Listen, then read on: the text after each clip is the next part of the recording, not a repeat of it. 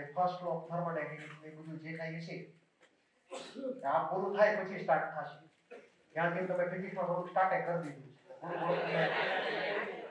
હાલો એટલે આપણે આ ટાઈમ અલગ ભણીએ એનું રિપીટ થાય પાછું.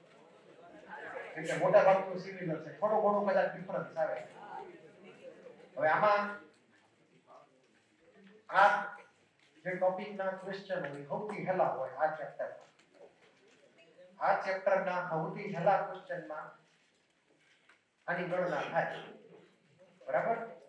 પણ એમાં કેલ્ક્યુલેશન થોડી લાંબી હોય, એ એક જ પ્રોબ્લેમ છે. તમને કેલ્ક્યુલેશનમાં થોડી સારી માસ્ટરી હોય તો આમાં ઇશ્યુ નહીં આવે, કેમ કે એમાં ફોર્મ્યુલા જેવું કંઈ છે જ નહીં.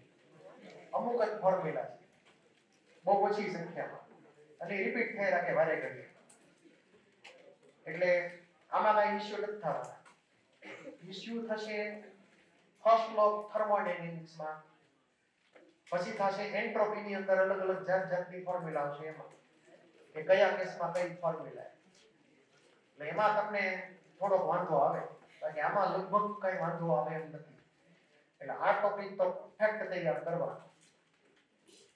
જે પ્રશ્નો પૂછાયેલા છે અત્યાર સુધીના પીવાય એમાં આનું કન્ટેન્ટ લગભગ 50% જેવું છે.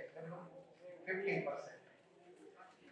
કેમ કે કેમેસ્ટ્રીનો ટોપિક છે એટલે કેમેસ્ટ્રીના પ્રશ્ન વધારે પૂછાય છે. ફર્સ્ટ નોના પ્રશ્ન આપણે લગભગ 25% જેવા જ આવે છે. આનું વેઇટેજ આપણે 25% આપણે 50 ગણવાનું છે, અને થોડુંક તૈયાર રીતે કરશું આપણે.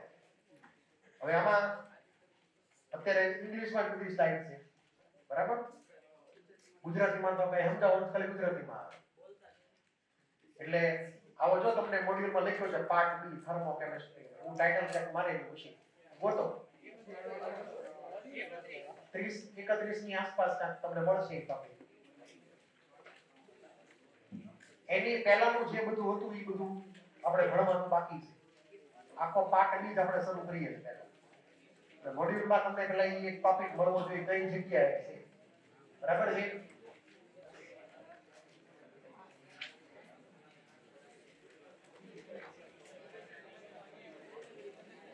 હવે મળી ગયો તમને? હવે ધ્યાન આપજો. થર્મોકેમિસ્ટ્રીની અંદર આપણે સ્ટડી કેનો કરવાનો?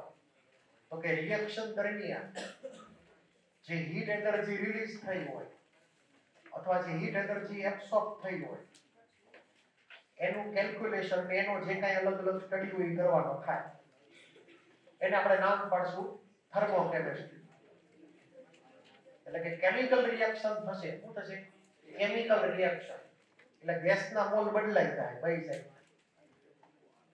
ફર્સ્ટ લો ની અંદર કોઈ કેમિકલ રિએક્શન નહીં આવે, તો ગેસના મોલ એના જ રહેવાના છે. આની અંદર કેમિકલ રિએક્શન થશે, પ્રોડ્યુસ એ પ્રમાણે એબ્સોર્બ થાય.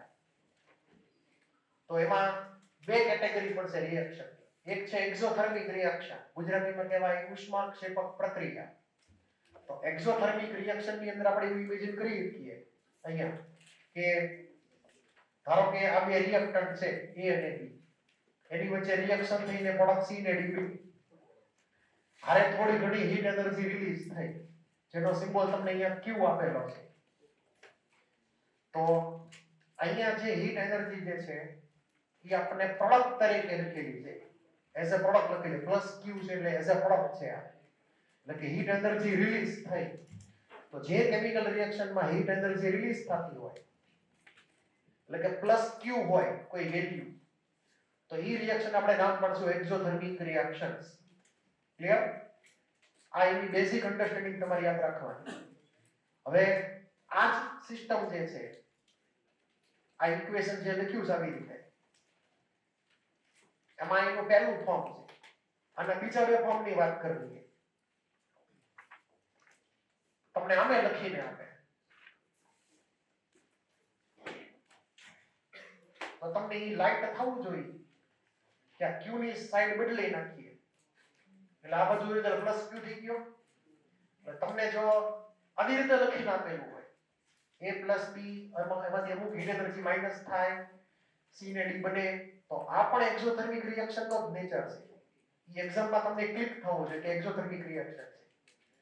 પછી આ બીજો ઓપ્શન, હવે ત્રીજો, પહેલો ઓપ્શન આગળ આવી ગયો, આ બીજો ઓપ્શન, ત્રીજો ઓપ્શન આમે તમને લખીને આપે. અહીંયા હીટ એનર્જી બેમાંથી એકે સાઈડ લખવાને બદલે અલગથી લખીને આપે, એન્થાલ્પી ચેન્જ એવું નામ પડે.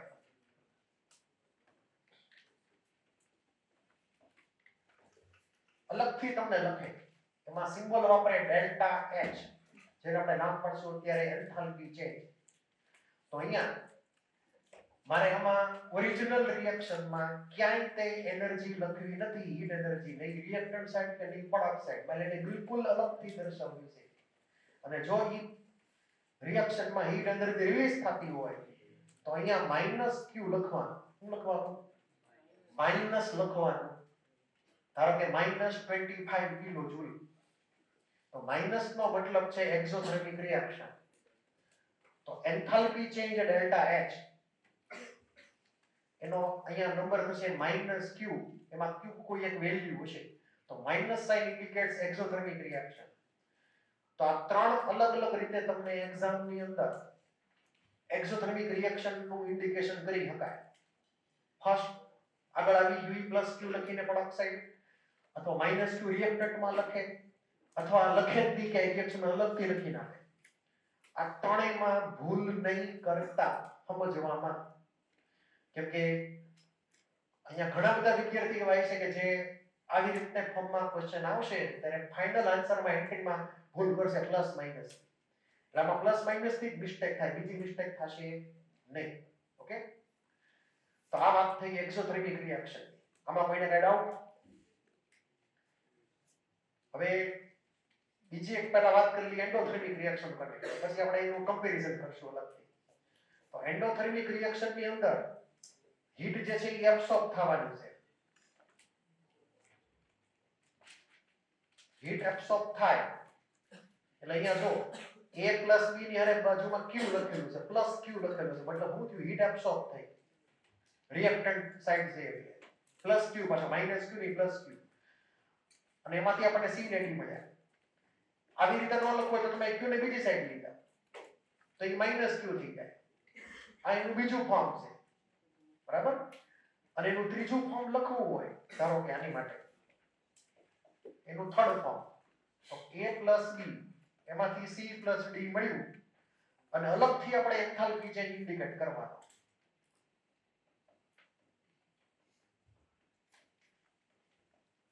જેને અહીંયા લખશું પ્લસ q. શું લખશું એને? Plus q. તો આ એન્ડોથર્મિક ની અંદર યાદ રાખજો, એન્થાલ્પી ચેન્જ ની સાઇન પોઝિટિવ છે, એ ભૂલવું ન જોઈએ. 90% કેસમાં તમને ડેલ્ટા એચ જ લખેલો આપેલો હશે, પ્લસ કે માઈનસ. એની ઉપરથી તમારે નક્કી કરવાનું રિએક્શન નો નેચર કેવો છે, એક્ઝોથર્મિક કે એન્ડોથર્મિક. બાકીના બે નોટેશન ઈ ગમે ત્યારે વાપરી શકે તમને છેતરવા હાટો. તો અહીંયા છેતરાવાનો ચાન્સ છે, છેતરાતા નહીં એક્ઝામમાં.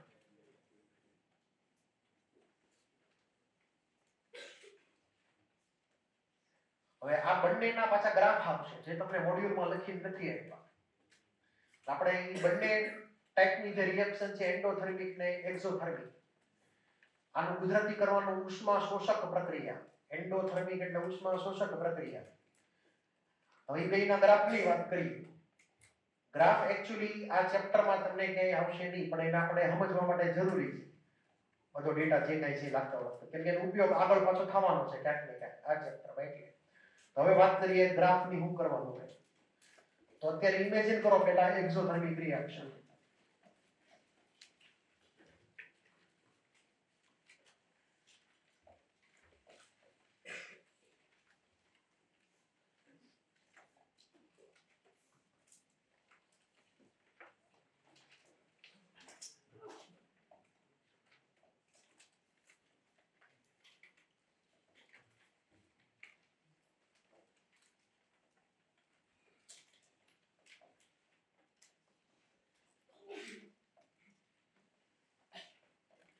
આપણે અત્યારે હાલ પૂરતું એન્થાલ્પી ને એનર્જી માની લેશું, એટલે કે હીટ એનર્જી એક પ્રકાર એવું માની લેશું કામ ચલાવ.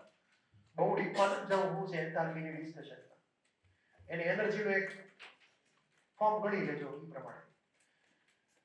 તો અહીંયા જે ગ્રાફ મેં ડ્રો કર્યો પહેલા તો એન્થાલ્પી એટલે કે એનર્જી વર્સિસ રિએક્શન કોઓર્ડિનેટ.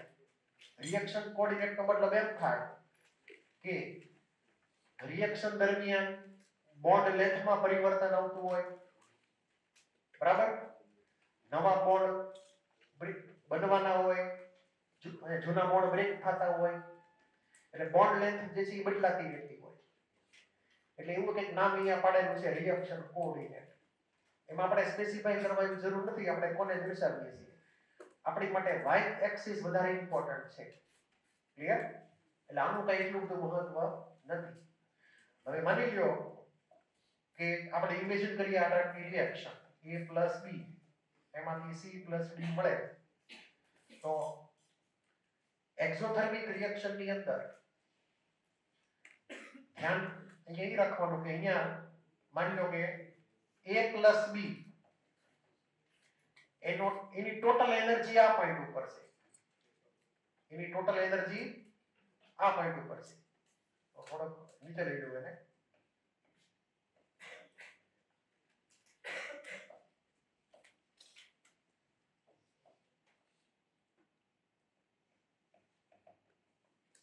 ધારો કે અહીંયા ટોટલ એનર્જી છે A + B આ પોઈન્ટે, અને આ સાઈડ છે ટોટલ એનર્જી અથવા એન્થાલ્પી C + D ની.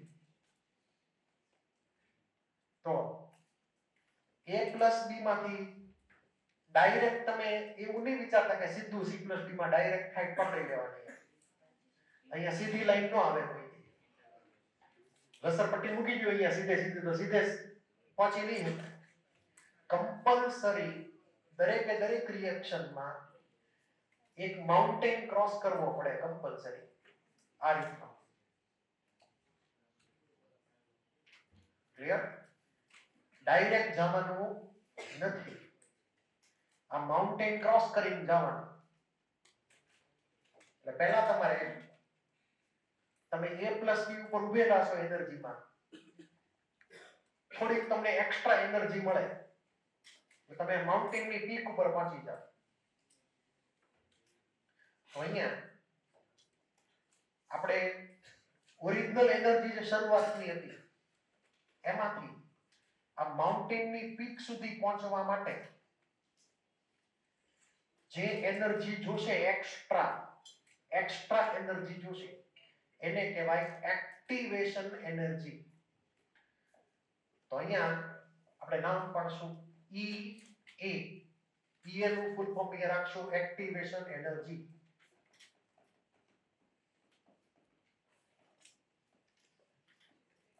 ધારો કે પેટ્રોલ છે તો પેટ્રોલ એની મેળે હળગે નહીં. તમે એમાં એક સ્પાર્ક આપો તો એ હળગે, બાકી હળગે નહીં. એટલે આપણે એને છેલ્લે સ્પાર્ક તો આપવો જ પડે. એ મફતમાં હળગવાનું નથી.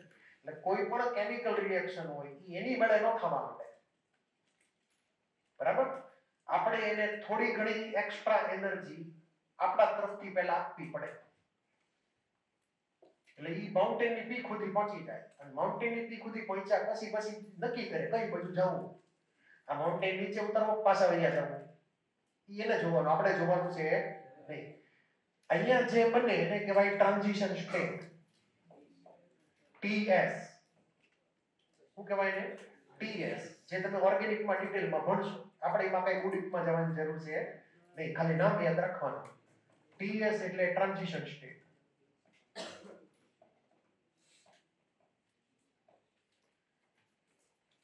તો થોડી ઘણી એક્ટિવેશન એનર્જી આપવી પડે.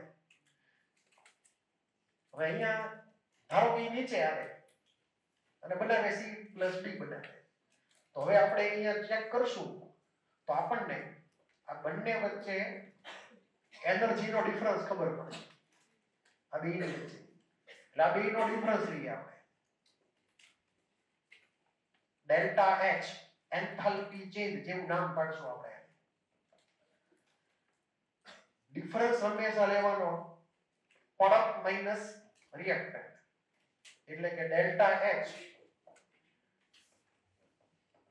એમાં summation of enthalpy of product minus summation of enthalpy of reactant.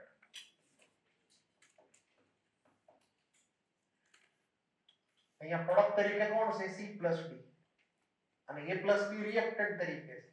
તો પ્રોડક્ટની જે ટોટલ એન્થાલ્પી હોય જે ગ્રાફમાં અહીંયા દર્શાવેલી છે એ પ્રમાણે ઈ વેલ્યુમાંથી A પ્લસ B ની વેલ્યુ જે હોય માઈનસ કરવાની.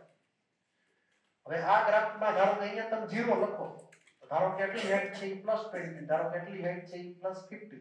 તો જસ્ટ ખાલી તમે ઇમેજિન કરી શકો કે 20 - 50 એટલે કેટલા થયા? -30. આન્સર આવી ગયો એની બને કે માઈનસમાં એક્ઝોથર્મિક રિએક્શન છે એટલે. તો અહીંયા ડેલ્ટા H જે છે એ કેવો આવશે? નેગેટિવ જ આવશે, કેમ કે energy of product C plus B is less than the energy of A plus B reactant. તો ઈ રિએક્શન જે છે ઈ કમ્પલસરી થવી જોઈએ એક્ઝોથર્મિક. આ ડાયાગ્રામમાં પહેલા કોઈને કઈ ડાઉટ હોય બોલી જાઓ. છે કોઈને કઈ ડાઉટ? તો આ જે છે activation energy E A plus B માંથી C plus D બનવા માટે છે.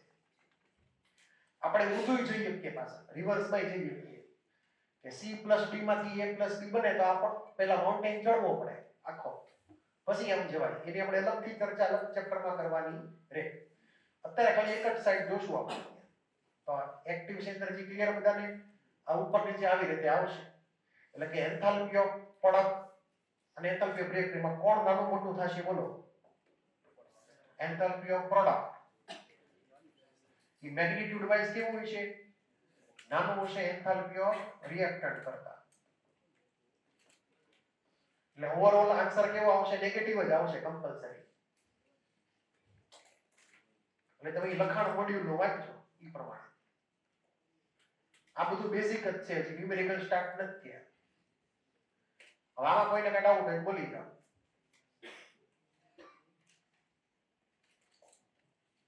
નેક્સ્ટ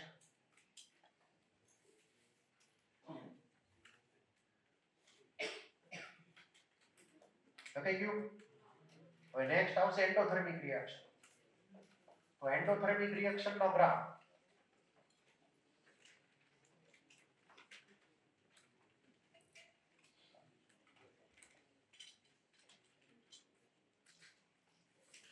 અહીંયા એન્થાલ્પી કાં તો એનર્જી, આ બાજુ રિએક્શન કોઓર્ડિનેટ.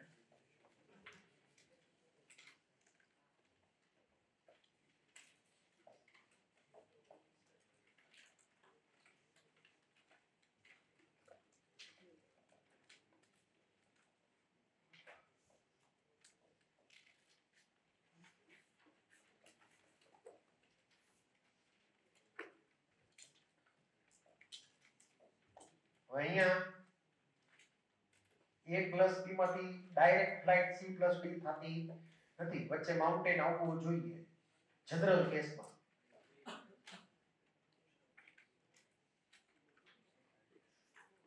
તો અહીંયા A plus B જે છે એનર્જીમાં નીચે રાખવાના, C plus D જે છે એનર્જીમાં ઉપર રાખવાના. મતલબ જે એક્ટિવેશન એનર્જી હશે એ આપણે હંમેશા રિએક્ટન્ટ થી જ મેઝર કરવાની. તો આખી હાઈટ મેઝર કરીએ આટલી હાઈટ, તો આટલી હાઈટ જે છે એ થઈ ગઈ એક્ટિવેશન એનર્જી EA.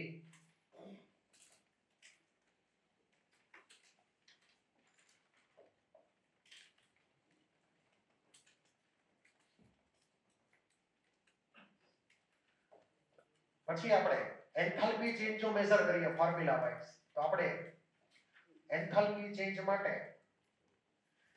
જે પ્રોડક્ટની એન્થાલ્પી છે એમાંથી રિએક્ટન્ટની એન્થાલ્પી માઈનસ કરવાની. તો અત્યારે C plus D છે એ એનર્જીમાં હાયર વેલ્યુમાં છે, A plus B એનર્જીમાં લોઅર વેલ્યુમાં છે. તો બેનો ડિફરન્સ લઈએ તો આપણને એન્થાલ્પી ચેન્જ મળે પોઝિટિવ. તો આની અંદર delta H enthalpy of summation of enthalpy of product minus summation of enthalpy of reactant.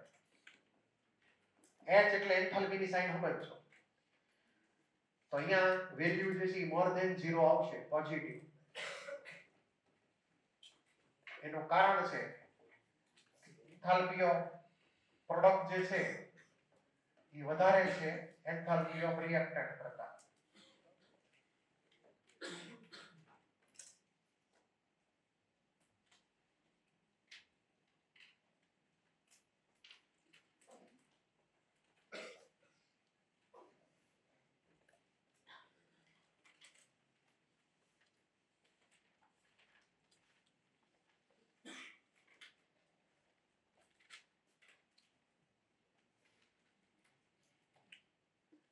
તો આપણે જે બે ગ્રાફ ડ્રો કર્યા એમાંથી તમને સિમ્પલ ગ્રાફિકલ ક્વેશ્ચન એક્ઝામમાં આવી શકે કે ભાઈ એન્થાલ્પી નો ચેન્જ ગણો કે એક્ટિવેશન એનર્જી ગણો એ પ્રમાણે. તો અહીંયા માની લો કે ઇમેજિન કરી લઈએ વેલ્યુ. ધારો કે આની વેલ્યુ લઈ લઉં હું 20 કિલો જૂલ. અહીંયા હું વેલ્યુ લઈ લઉં 70 કિલો જૂલ. બરાબર છે? તો મને જવાબ આપો કે અને હજી એક આ 70 કિલો જૂલ આની માટે તો એન્થાલ્પી છે તેની વેલ્યુ કેટલી? હે 70 માઈનસ 20 50. ક્લિયર?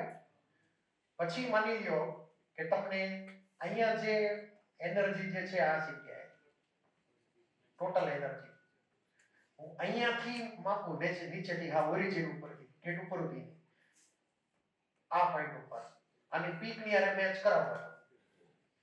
તો જો નીચેથી માપો તો ધારો કે એની વેલ્યુ છે 100 કિલો જૂલ. તો મને કહો કે એક્ટિવેશન એનર્જી કેટલી હશે બોલો? કેટલી થાય? 100 માઈનસ 20. 20 તો હતી જ તે, બાકી એક્સ્ટ્રા 80 આપશો તો અહીંયા પીક ઉપર પહોંચશે. તો એની વેલ્યુ થઈ ગઈ એક્ટિવેશન ની 80 કિલો જૂલ. આ સમજાણું? હવે આવા તો તમને ક્વેશ્ચન આવડે કે ન આવડે? ના આવડવા જ જોઈએ. ક્લિયર? આમાં એવું કે રોકેટ સાયન્સ છે નહીં. બીજું કે અહીંયા ધ્યાન આપજો, હવે એક ટર્મ નવી આવે છે. આપણે આ એક્સ્ટ્રા એનર્જીને શું નામ પડ્યું હતું? એક્ટિવેશન એનર્જી એવું નામ પડ્યું. પણ પીક ઉપર જે એનર્જી હોય ટોટલ નીચેથી માં ઉપર ટોટલ એને કહેવાય થ્રેશોલ્ડ એનર્જી. ક્લિયર? તો એક નવી ટર્મ આવશે થ્રેશોલ્ડ, ETH.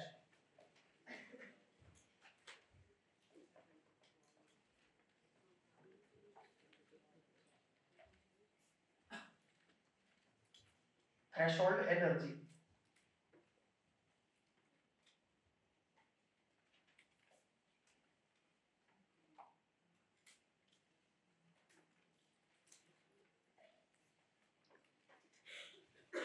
હવે સાંભળજો, એક રિલેશન લખું છું, સાચો ખોટો તમારે મને કહેવાનો.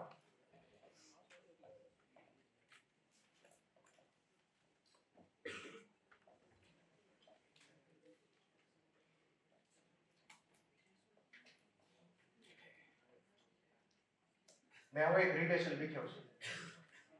એ ફોરવર્ડ. ફોરવર્ડ એટલે પુરોગામી પ્રક્રિયા. ફોરવર્ડ રિએક્શન નો એક્ટિવેશન એનર્જી. આ સમેશન ઓફ એન્થાલ્પી રિએક્ટન્ટ. એટલે ધારો કે આ 20 આટલી 20 છે પ્લસ આટલી 80 છે. તો આપણે હમણાં જ વાત કરી હતી કે 100 ઇક્વલ ટુ 20 પ્લસ 80. એટલે સપોઝ હું તમને એક્ટિવેશન એનર્જી લખીને આપી દઉં અને હારે એન્થાલ્પી ઓફ રિએક્ટન્ટ તમને અહીંયા માર્ક કરેલું હોય કેટલી વેલ્યુ છે, તો તમને એ પ્રમાણે થ્રેશોલ્ડ એનર્જી ગણતા આવડવું જોઈએ. ક્લિયર એટલું?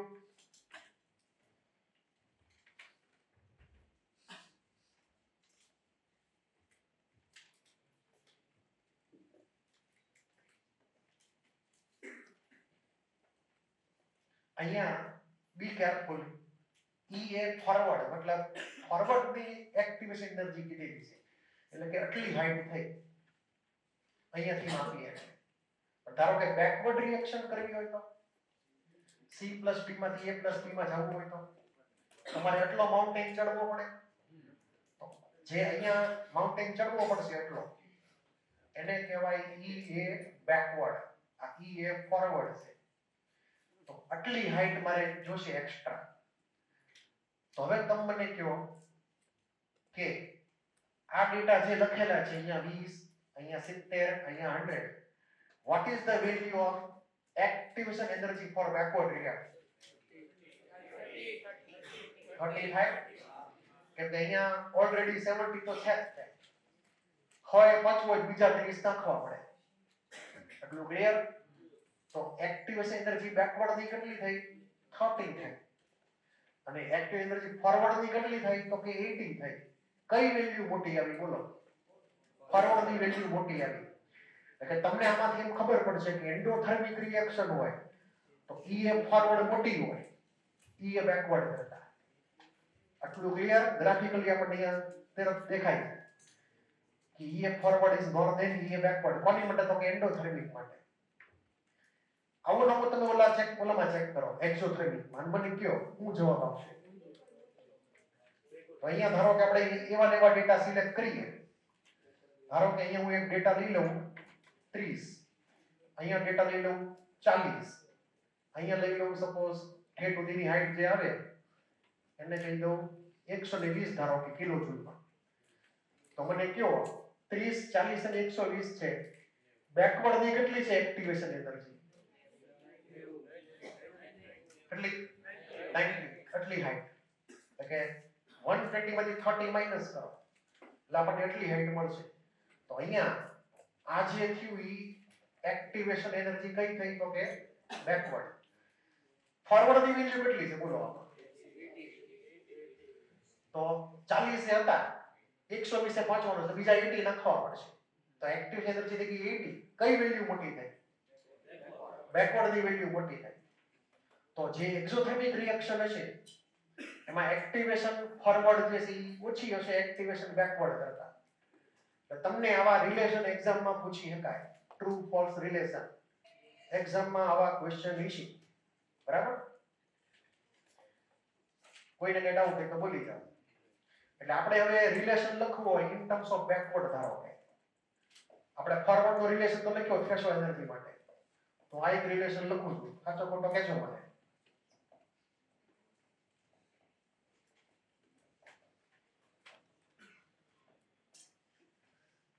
થ્રેશોલ્ડ એનર્જી એટલે કે ટોટલ એનર્જી 0 થી p સુધી equal to enthalpy of product C plus T ની એનર્જી એટલી 30 પ્લસ એટલી active energy for backward reaction. તો આવો રિલેશન થયો. નોટ કરી લેજો.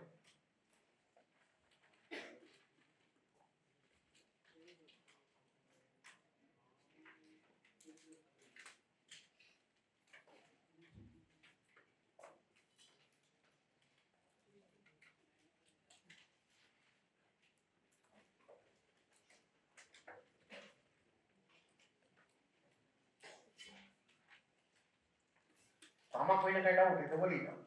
છે કોઈને કઈ ડાઉટ? બધું ક્લિયર?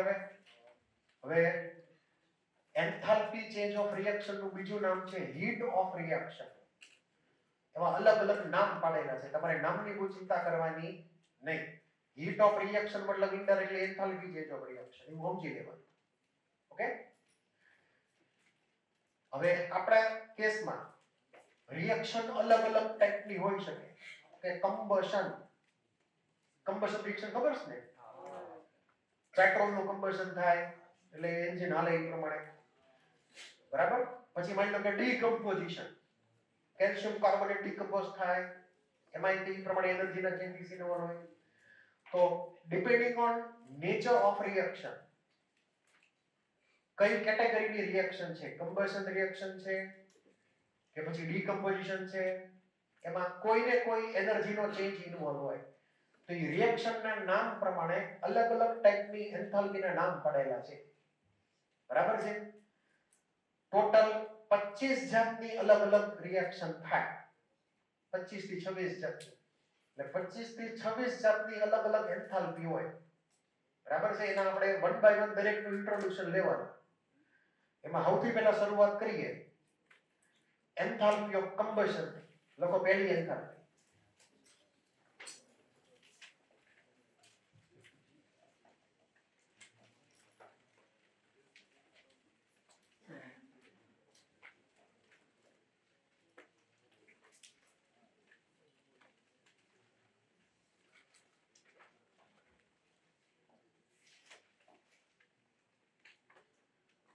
એન્થાલ્પી ઓફ કમ્બશન નો મતલબ કે આપણે જે તે કમ્પાઉન્ડ હોય કે કોઈ એલિમેન્ટ હોય એને O2 ની હારે રિએક્શન કરાવવાની, ધેટ ઇઝ કોલ્ડ કમ્બશન. એટલે કે રિએક્શન વિથ O2. ધારો કે આપણે સિમ્પલ એક કેસ લઈએ, મિથેન CH4 ગેસ, એની રિએક્શન O2 હારે કરાવીએ એટલે કે એને હવામાં હળગાવીએ, ટૂંકમાં દેશી કહી તો CO2 ને વોટર મળે. જનરલી આપણે આ ઇક્વેશન ની અંદર વોટર ડિફોલ્ટ લિક્વિડ માં લેવાનો છે, લખ્યું ન હોય ને તો વોટર ઇઝ ડિફોલ્ટ લિક્વિડ ચેપ્ટરમાં કઈ લખ્યું ન હોય તો, લખ્યું હોય તો કઈ સવાલ નથી. તમને જો H2O ગેસ લખેલો હોય તો એને H2O ગેસ તરીકે કાઉન્ટ કરવાનો ન્યુમેરિકલ ની અંદર, કેમ કે ગેસના મોલ આપણે ગણવાના આવશે આમાં ફોર્મ્યુલામાં ક્યાંક ને ક્યાંક, બરાબર. એટલે અહીંયા તમારે H2O માં ધ્યાન રાખવાનું, H2O માટે શું લખેલું છે. ઓકે, તો અહીંયા જે રિએક્શન થઈને બેલેન્સ થોડી ઘણી કરી લઈએ તો શું થાય બેલેન્સિંગ બોલો. અહીંયા 2H2 અને અહીંયા 3O2, બરાબર છે. ના 2O2.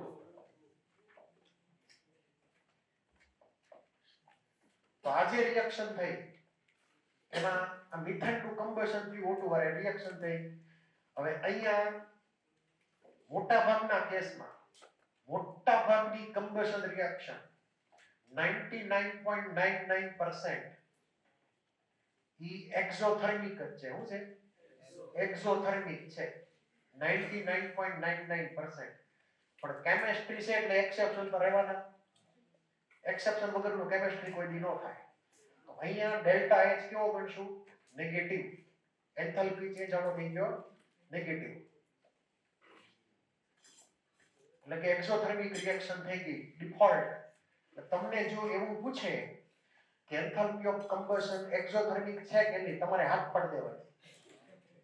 એમાં એક્સેપ્શન છે એ એક બે ધ્યાનમાં લેવાના નથી, એને એક્સેપ્શન જ ગણી લેવાના. ક્લિયર?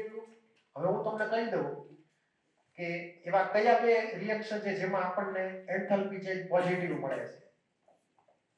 ધારો કે N2 છે અને O2 છે, ભેગા થાય તો આપણને 2NO મળે. આ રિએક્શન નો એન્થાલ્પી ચેન્જ પોઝિટિવ છે, એટલે કે એન્ડોથર્મિક રિએક્શન છે. શું છે? એન્ડોથર્મિક રિએક્શન છે. N2 + half O2 gives 2NO. કેવી રિએક્શન થઈ? એન્ડોથર્મિક. પછી બીજી એક રિએક્શન છે O2 + F2. એમાંથી O2 F2 ધારો કે બન્યો, તો આ રિએક્શન નો એન્થાલ્પી ચેન્જ પોઝિટિવ છે. પણ આને કમ્બશન ન કહેવાય, આને કમ્બશન કહેવાય નહીં, કેમ કે ઓક્સિજન ખરેખર અહીંયા ઓક્સિડાઇઝ થાય છે. અહીંયા જો આ બેમાં O2 રિડ્યુસ થતો હતો, એ માઈનસમાં જતો હતો, એટલે ખાલી આપણે O2 તરીકે ગણીએ તો હાલી છે કરતા. તો O2 + F2 માંથી O2 F2 બન્યો તો આ બે પોઝિટિવ છે એન્થાલ્પી, એટલે કે કેવી છે? એન્ડોથર્મિક છે. તો આ બે તમારે એક્સેપ્શન મગજમાં રાખવાના. આની સિવાયના જે ભાળો એ બધા કહેવાય છે એક્ઝોથર્મિક. એટલું ક્લિયર થઈ ગયું? એટલે ડિફોલ્ટ તમારે એવું માનવાનું કે આ કમ્બશન રિએક્શન કેવી હોય? એક્ઝોથર્મિક હોય. જો એવો ઓપ્શન સિલેક્ટ કરવાનો આવે તો ડિફોલ્ટ નેગેટિવ માની લેવાનું. ઓકે, તો આમાં કોઈને કઈ ડાઉટ હોય તો બોલો. પછી આનો ઉપયોગ પછી ધીમે ધીમે આવશે. પહેલા બધી થોડી ઘણી એન્થાલ્પીનું તમને ઇન્ટ્રોડક્શન આપી દઉં, જે અમુક મેઇન છે. આમાં કોઈને કઈ ડાઉટ હોય તો બોલો. છે કોઈને કઈ ડાઉટ? તો અહીંયા જે એન્થાલ્પી ચેન્જ ઓફ રિએક્શન થઈ, આખી રિએક્શનમાં જે એન્થાલ્પી ચેન્જ થઈ એનું નામ પડ્યું એન્થાલ્પી ઓફ કમ્બશન. તો ડેલ્ટા H પછી નીચે R લખેલો છે. તો અહીંયા આખી રિએક્શનમાં કમ્બશન થતું હતું, એટલે અહીંયા આપણે લખશું enthalpy change of reaction equal to enthalpy of combustion. કોનું કમ્બશન થયું? તો કે મિથેન નું. એટલે અહીંયા સાઈડમાં મિથેન લખવાનું. આપણે મિથેન ને બાળ્યો તો મિથેન નું કમ્બશન છે, એટલે મિથેન ની એન્થાલ્પી ઓફ કમ્બશન ગણવાની. કેમ કે મિથેન બળે છે એટલે O2 બળતો નથી, બળાવે છે બધાને. એટલે જે બળે એની એન્થાલ્પી કમ્બશન ની ગણવાની. જેને બાળવાનો હોય એને ડિફોલ્ટ 1 મોલ લેવાનો. આ યાદ રાખવાનું. જેને બાળવાનો હોય એને ડિફોલ્ટ 1 મોલ લેવાનો. તો આખી રિએક્શન નો એન્થાલ્પી ચેન્જ, બરાબર, એનું નામ પડશે enthalpy of combustion of methane. આટલું ક્લિયર થઈ ગયું? ટૂંકમાં એન્થાલ્પી રિએક્શન નું નામ પડેલું છે enthalpy of combustion of methane. ઈ બે હરખા થાય ન્યુમેરિકલી. પછી માની લો કે અહીંયા N2 છે તો N2 હળગ્યો O2 ની યાર, એમાંથી NO બન્યો. તો અહીંયા જે એન્થાલ્પી નો ચેન્જ આવશે, એન્થાલ્પી ચેન્જ ઓફ રિએક્શન, એનું નામ પાડશું enthalpy of combustion of N2. એટલે અહીંયા પણ આપણે લખી શકીએ કે અહીંયા enthalpy change of reaction equal to enthalpy of combustion of N2. Combustion નો COMB લખવાનો ડેલ્ટા ની નીચે સબસ્ક્રિપ્ટમાં, બરાબર છે? ડેલ્ટા પછી નીચે સબસ્ક્રિપ્ટમાં કોમ એટલે કમ્બશન અને H, અને પછી જે આઈટમ લખવાની, કઈ આઈટમ નું કમ્બશન થયું, ડિફોલ્ટ આઈટમ 1 મોલ રાખવાની.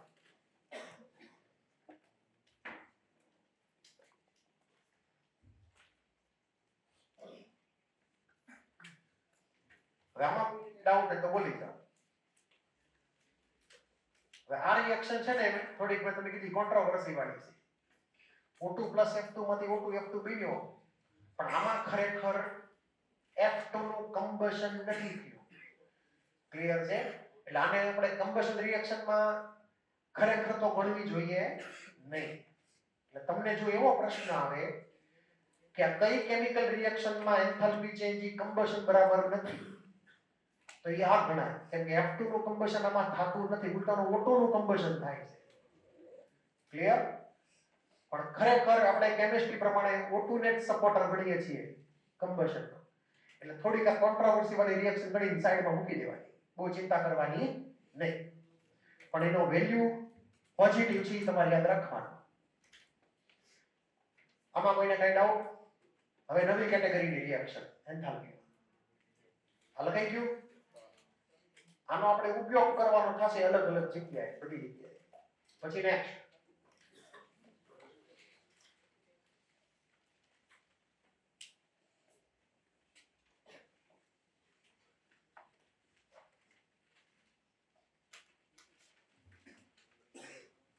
ઘણી બધી એન્થાલ્પી છે. કઈ પહેલા નહીં 26 જાતની છે. એક તો કમ્બશન આવી ગઈ, આડી ઓર્ડર આવે છે ને તમારે, કેમ કે એમાં ઓર્ડર તો બધા કંપની દી છે. તો હવે એન્થાલ્પી ની અંદર વાત કરીએ એન્થાલ્પી ઓફ ફોર્મેશન. ટિપિકલમાં ટિપિકલ છે enthalpy of formation, surgeon enthalpy ગુજરાતીમાં કેવું હોય તો એન્થાલ્પી ઓફ ફોર્મેશન એટલે કે સર્જન એન્થાલ્પી.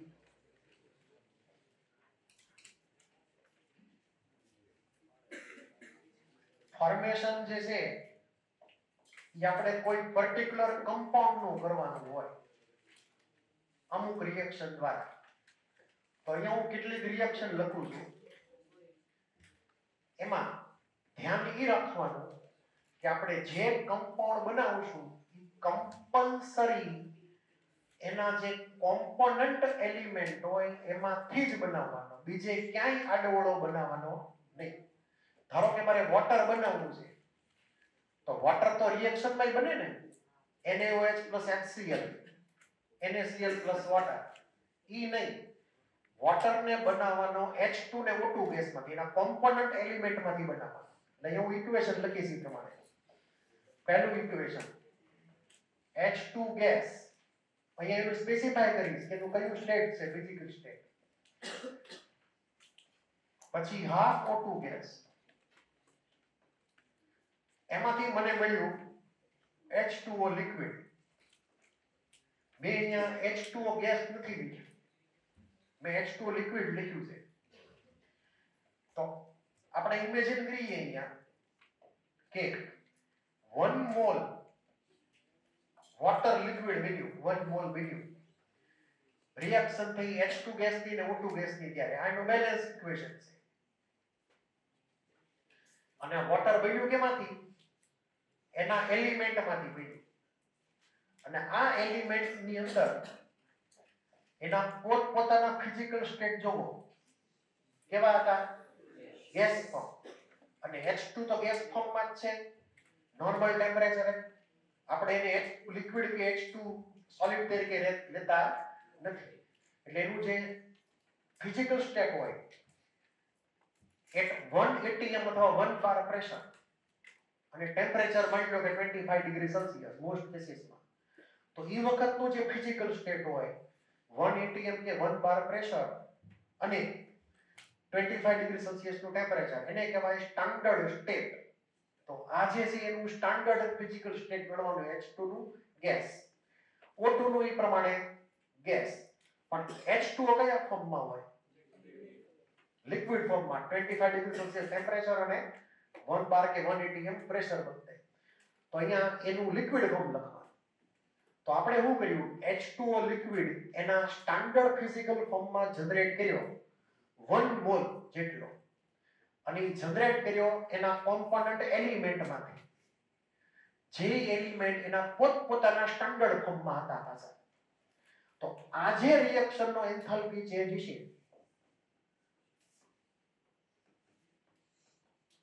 આખી રિએક્શનનો એન્થાલ્પી ચેન્જ, એનું એક નવું નામ પાડશું, enthalpy of formation of water. F એટલે ફોર્મેશન, ક્લિયર? શું નામ પાડવાનું? Enthalpy of formation of water.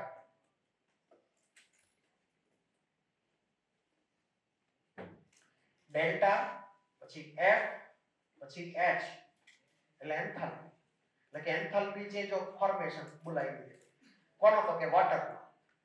તો આ રિએક્શનની એન્થાલ્પી ચેન્જ, આખી રિએક્શનની એન્થાલ્પી વોટરની એન્થાલ્પી ઓફ ફોર્મેશન બરાબર ગણવાની છે. ઓકે? પછી માની લો કે બીજું ઇક્વેશન લઈએ.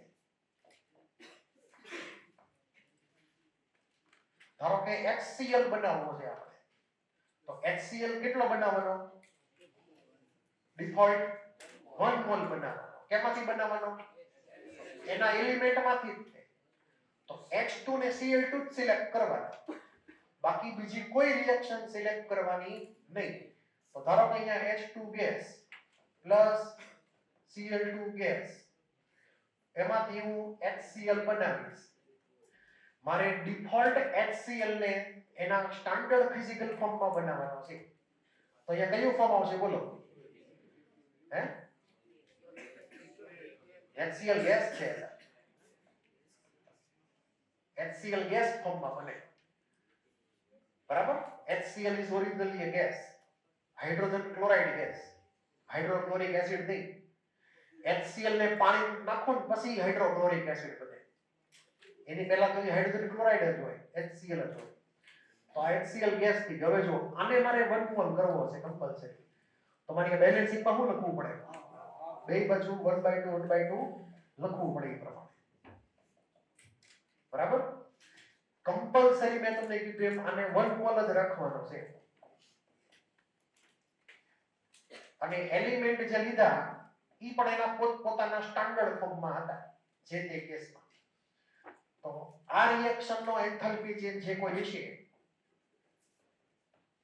એને આપણે નામ પાડશું enthalpy of formation of HCl.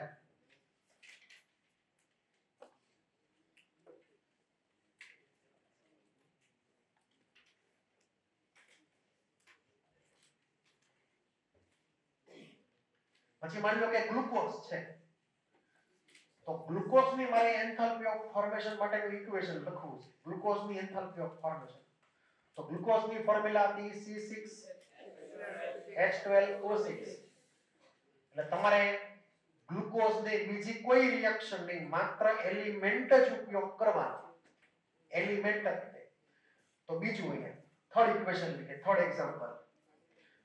તો કાર્બન લેવો પડે, કાર્બન સોલિડ, કાર્બન ગેસ તો આવે નહીં. પછી O2 ગેસ, તો કાર્બન પછી H2 ગેસ ને O2 ગેસ, આ ત્રણ આઇટમ હોય છે. પણ કાર્બનની અંદર ધ્યાન રાખવાનું કે કાર્બન માટે એના બે અલગ અલગ એલોટ્રોપ છે. એમ તો વધારે પણ છે, પણ આપણે મેઇનલી બે વધારે જાણીતા છે, એક તો ડાયમંડ અને બીજો ગ્રેફાઇટ. બરાબર છે? આપણે ગ્રેફાઇટ વાળો જે કાર્બન છે, ગ્રેફાઇટ નું ફોર્મ, એને સ્ટાન્ડર્ડ ફોર્મ કાર્બન નું માનવાનું, ડાયમંડ લેવાનો નહીં. ક્લિયર? એટલે કાર્બન ડિફોલ્ટ સોલિડ જ છે, પણ બાજુમાં લખવાનું ગ્રેફાઇટ. ડાયમંડ હશે તો ઈ એન્થાલ્પી ઓફ ફોર્મેશન નહીં કહેવાય ગ્લુકોઝ. એટલું ક્લિયર? તો કાર્બન લેવાનો ગ્રેફાઇટ ફોર્મમાં. પછી O2 ગેસ અને હારે H2 ગેસ. હવે એનો નંબર અહીંયા લખવાનો પછી જે સેટ થતા હોય. અહીંયા ડિફોલ્ટ એક જ મોલ બનાવવાનો, C6H12O6 સોલિડ. ગ્લુકોઝ સોલિડ ફોર્મમાં બને છે. તો હવે બેલેન્સિંગ લખો, પણ કયો નંબર આવશે બોલો. હવે કાર્બન ની આગળ 6 આવશે, O2 ની આગળ શું થશે? 3 આવશે. કેટલા આવશે? 3. અને H2 આગળ 6. તો આ જે ઇક્વેશન થયું એલિમેન્ટ વાળું, carbon 6 carbon plus 3 O2 plus 6 H2 giving 1 mole glucose. તો આ રિએક્શન નો એન્થાલ્પી છે, જેને શું નામ પાડશું આપણે? Enthalpy of formation of glucose. આટલું ક્લિયર થઈ ગયું?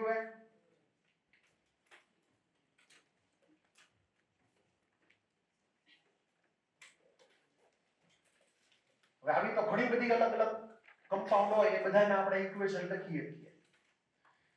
તો આપણને એમાં એક તો એની ડેફિનેશન ક્લિયર હોવી જોઈએ, with examples, condition specified, અને હારે અલગ અલગ ટાઈપના જે એલિમેન્ટ હોય એના સ્ટાન્ડર્ડ ફોર્મ ક્લિયર હોવા જોઈએ. ધારો કે કાર્બન માટે ગ્રેફાઇટ, ડાયમંડ નહીં.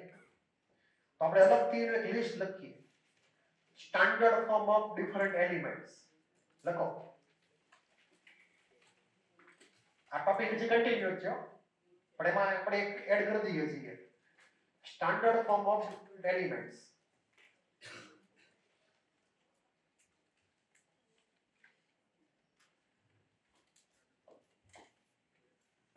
Standard form of different elements. હવે જો એલિમેન્ટમાં આપણે કાર્બન થી શરૂઆત કરી હતી, તો કાર્બનમાં આપણે કયું ફોર્મ લખીએ છીએ? ગ્રેફાઇટ પર, ડાયમંડ નહીં. બરાબર? પછી H2 માં તો કોઈ ઇશ્યુ નથી, O2 માં તો કોઈ ઇશ્યુ નથી. હા, ઓક્સિજનના બે એલોટ્રોપ ગણાય, O2 ને O3. O2 ને O3 એટલે ઓઝોન. તો ઓઝોન ને સ્ટાન્ડર્ડ ફોર્મ ગણવાનો નથી, O2 ને સ્ટાન્ડર્ડ ફોર્મ ગણવાનો છે, ધ્યાન રાખજો. બરાબર? પછી માની લો કે ફોસ્ફરસ છે, તો ફોસ્ફરસ એટલે P4 થઈ ગયો ફોર્મ્યુલા.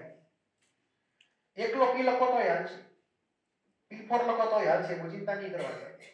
પણ એના અલગ અલગ એલોટ્રોપ મળે ફોસ્ફરસના, વ્હાઇટ અથવા યલો ફોસ્ફરસ, પછી રેડ ફોસ્ફરસ, અને પછી આવશે બ્લેક ફોસ્ફરસ. 3 એલોટ્રોપ થયા, વ્હાઇટ અથવા યલો, બે નામ સિમિલર છે ટૂંકમાં.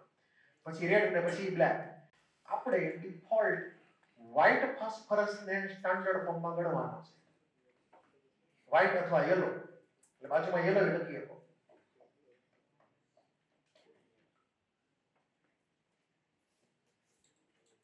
પછી સલ્ફર છે, તો સલ્ફર ડિફોલ્ટ ઓક્ટા એટોમિક હોય, 8 એટમ ભેગા થઈને સલ્ફરનો એક સિંગલ મોલેક્યુલ બને. એકલો S લખેલો હોય તોય હાલશે, અને એસિડ લખેલું હોય તોય હાલશે, પણ એનો એલોટ્રોપ સ્પેસિફાઈ કરવાનો. તો સલ્ફર એસાઇડ,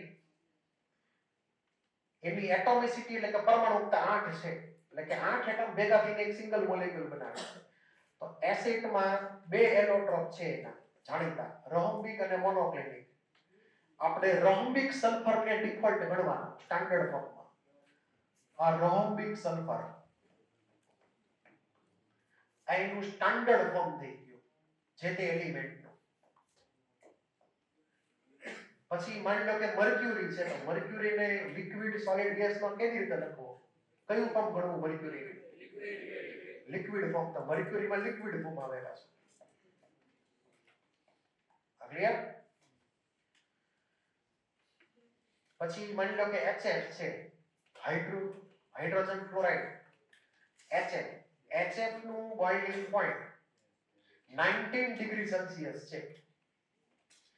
તો HF નું સ્ટાન્ડર્ડ ફિઝિકલ સ્ટેટ કયું ગણવું? ગેસ ગણવું, લિક્વિડ ગણવું, શું ગણવું? Gas form. કે 19 માં તો ઈ બોઇલ થઈને કન્વર્ટ થશે વેપરમાં. તો 25 એવું છે ગેસ ફોર્મમાં. તો HF માં ગેસ ફોર્મ આવે.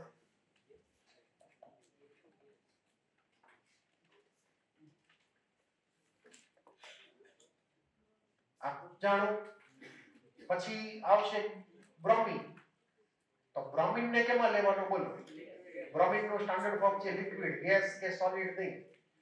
તો અહીંયા Br2 માં લિક્વિડ લખવાનું. પછી ગેલિયમ. ગેલિયમ જે છે એ ટિપિકલ ગેસ છે. ગેલિયમ નું મેલ્ટિંગ પોઈન્ટ 29 ડિગ્રી સેલ્સિયસ છે. 25 થી 4 વધારે. તો આપણે ગેલિયમ નું ફોર્મ કયું લેવાનું? બોલો. સોલિડ ફોર્મ લેવાનું ગેલિયમ. કેમ કે બેલ્ટ થશે 29 ને. 25 કેવો છે? સોલિડ. તો ગેલિયમ માં સોલિડ લેવાનું. બાજુ લખજો મેલ્ટિંગ પોઈન્ટ 29 ડિગ્રી સેલ્સિયસ. અને HF માં લખજો બોઇલિંગ પોઈન્ટ 19 ડિગ્રી સેલ્સિયસ.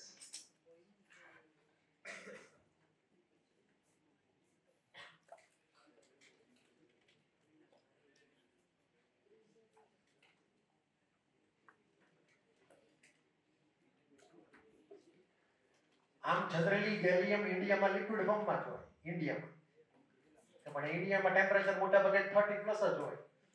એટલે ગેલિયમ તો આપણે લિક્વિડમાં જ લેવાનો, પણ લખતી વખતે સોલિડ ફોર્મ લખવાનો, સ્ટાન્ડર્ડ ફોર્મ લખવાનું થાય ત્યારે.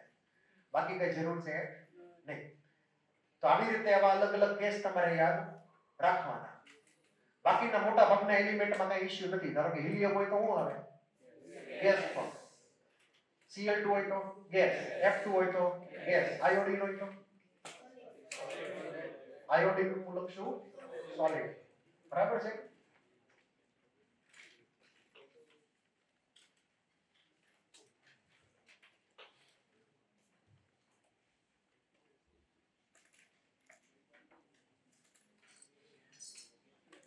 આ તમારે યાદ રાખવાનું. મતલબ જો આમાંથી કોઈ હાજર હોય અને ઈ જો એના સ્ટાન્ડર્ડ ફોર્મમાં ન હોય તો ઈ રિએક્શન નો જે એન્થાલ્પી છે, જો એને એન્થાલ્પી ઓફ ફોર્મેશન નામ નહીં પાડવા. આપણે એક બે કેસ જોઈ લઈએ. બરાબર છે? લખાઈ ગયું બધાને? હવે મને એમ કહેજો કે અહીંયા આપણે જે રિએક્શન અહીંયા લખશું એનો એન્થાલ્પી છે, જે એન્થાલ્પી ઓફ ફોર્મેશન ગણાશે કે નહીં ગણાય? With reason.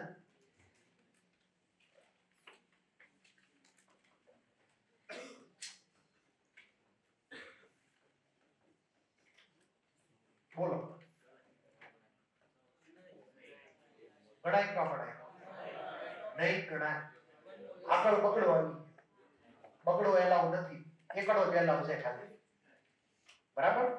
તો આ કેસમાં આ આખી રિએક્શન નો enthalpy change not equal to enthalpy of formation of HCl થશે. એટલે કે enthalpy of formation of HCl થશે નહીં, કેમ કે બે HCl બન્યા, બે મોલ બન્યા. પણ હું એક આવો રિલેશન લખું તો મને કહેજો સાચું કે ખોટું.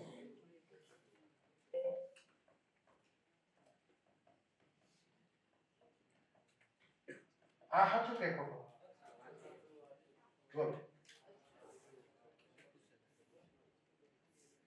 આપણે શું લખી નાખ્યું અહીંયા? 2 લખી નાખ્યું. તો આ રિલેશન પાછો સાચો છે, કેમ કે આ રિએક્શન ની માં 2 મોલ HCl બને છે. તો મને 1 મોલ HCl ની વેલ્યુ ખબર હોય, એન્થાલ્પી ઓફ ફોર્મેશન, એને 2 થી કરી નાખો મલ્ટીપ્લાય. તો મને આખી રિએક્શનનો એન્થાલ્પીનો ચેન્જ મળી જાય. એટલે પહેલો રિએક્શનમાં નોટ ઇક્વલ ટુ છે, પણ અહીંયા પાછું આવી ગયું ઇક્વલ ટુ. પણ એન્થાલ્પી ઓફ ફોર્મેશન ગણાય નહીં.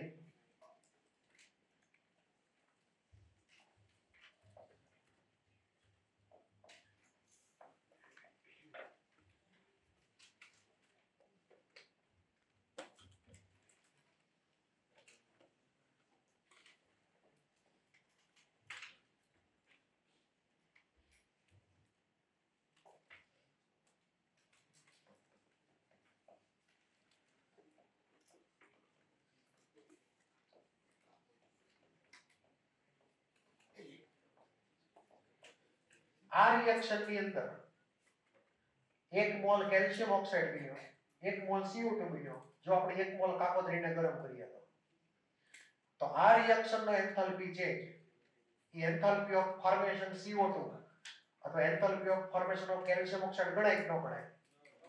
ન ગણાય. શું કામ ન ગણાય? કેમ કે આ બધું એલિમેન્ટ છે નહીં, આ તો કમ્પાઉન્ડ છે કાકોતરી. તો અહીંયા આપણે લખીએ કે ઈઝીલી કે enthalpy of reaction is not equal to enthalpy of formation of calcium oxide, not equal to enthalpy of formation of CO2.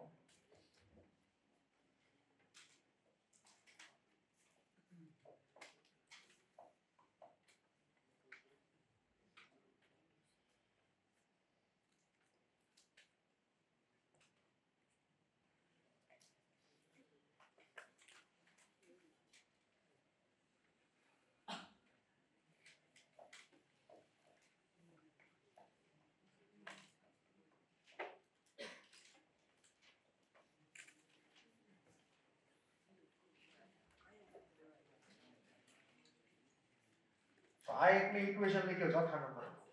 CO2 gas plus carbon graphite, એમાંથી બન્યો કાર્બન મોનોક્સાઇડ. બરાબર? અહીંયા હું 2 લખું છું આગળ બેલેન્સિંગ માટે.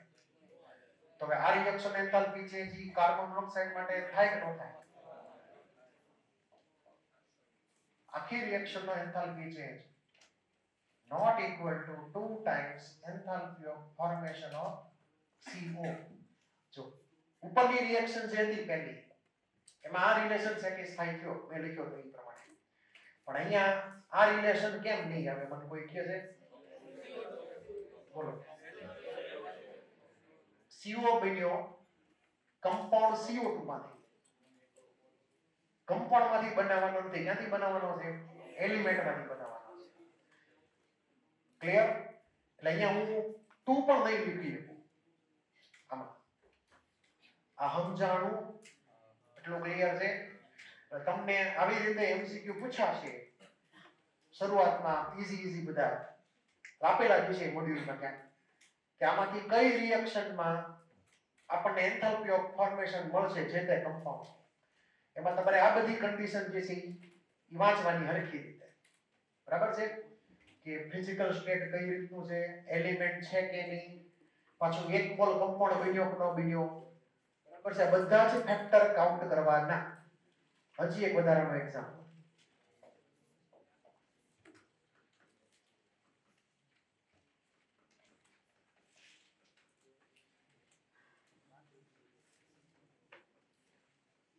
બોલો.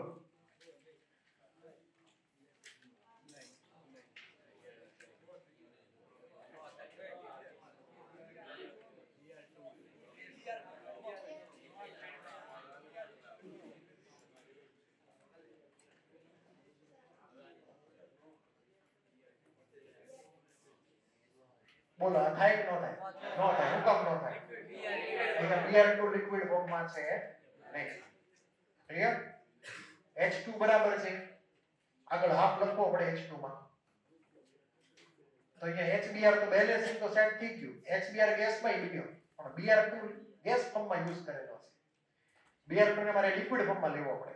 એટલે આ રિએક્શનનો એન્થાલ્પી ચેન્જ એ enthalpy of formation of HBr નો કહેવાય.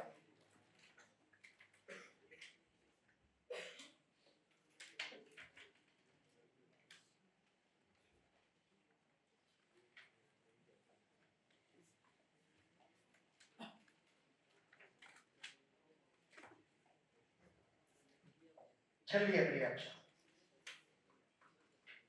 ધારો કે મર્ક્યુરી છે,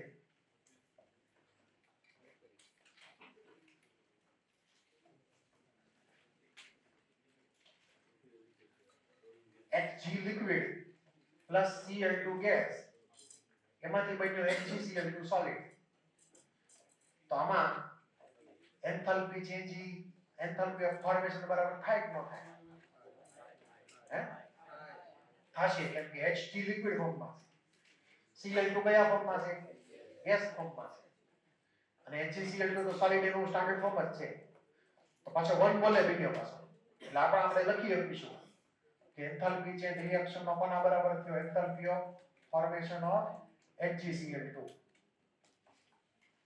હવે તમને આવી રીતે અલગ અલગ રિએક્શન લખીને આપેલી હોય તો તમને એ નક્કી કરતા આવડવું જોઈએ કે એન્થાલ્પી ચેન્જ રિએક્શન ની જે છે એ એન્થાલ્પી ઓફ ફોર્મેશન છે કે નહીં, અથવા એનો વચ્ચે કયો રિલેશન છે, ઇક્વલ ટુ ન હોય તો કયો રિલેશન છે. આપણે હમણાં વાત કરી હતી આની પહેલા એક કે અહીંયા ડબલ લખો, એવું તમને એ વખતે ક્લિક થવું જોઈએ એક્ઝામમાં, બરાબર છે? આમાં કોઈને કઈ ડાઉટ હોય તો બોલી જાય. સમજાણું? હવે જો આપણે એની ડેફિનેશન લખશું, એમાં ઓલી બધી વાર્તા લખવાની, કોને કોને લેવાના, કયા ફોર્મમાં લેવાની, બધું લખવાનું. 1 મોલ બનાવવાનું બધું લખો તો લખો, હાલો. યસ, 3 સ્ટેપની એલિમેન્ટમાં જ બનાવવાનો, પછી બે એક સિંગલ સ્ટેપ જ આવે એલિમેન્ટ હોય, પછી ભલે એમાં મલ્ટી સ્ટેપ આવે, એ ધ્યાનમાં લેવાના નહીં. ખરેખર આ રીતે બને કે ન બને એ આપણી જવાબદારી નથી. આપણી જવાબદારી ખાલી એટલી જ છે કે અહીંયા એલિમેન્ટ હોવો જોઈએ, એના સ્ટાન્ડર્ડ ફોર્મમાં હોવો જોઈએ. અહીંયા જે આઈટમ બને એ એક જ મોલ હોવી જોઈએ, એ પણ એના સ્ટાન્ડર્ડ ફોર્મમાં હોવી જોઈએ. લખો ડેફિનેશન, નામ લખજો પેલા, સ્ટાન્ડર્ડ એન્થાલ્પી ઓફ ફોર્મેશન, એવું નામ લખો.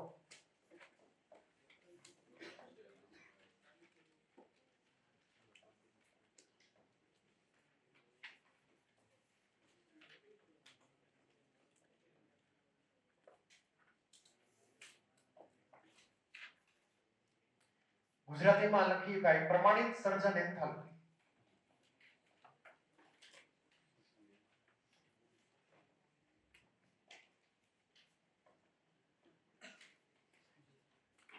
તમને કોઈ ડેફિનેશન પૂછશે નહીં, એને એપ્લાય કરતા શીખવાની છે. આપણે એપ્લિકેશન એક્ઝામ્પલ લઈ લીધા, લખો definition. when 1 mole of compound, when 1 mole of compound is formed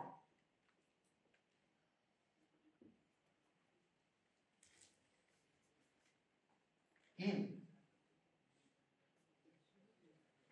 its standard physical form or physical state, when 1 mole of compound is formed in its standard physical state, બ્રેકેટમાં standard એટલે શું સમજવાનું? 25 degree Celsius ને 1 બાર કે 1 atm pressure, standard physical state. from its component elements, from its component elements,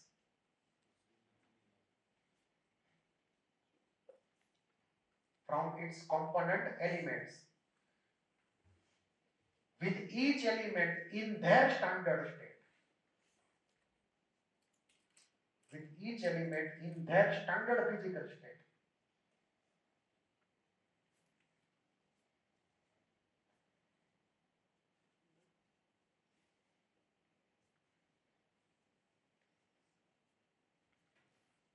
Then enthalpy change of such a reaction, enthalpy change of such a reaction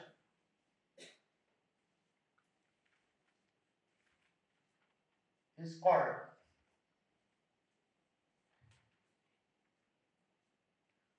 enthalpy of standard enthalpy of formation, standard enthalpy of formation.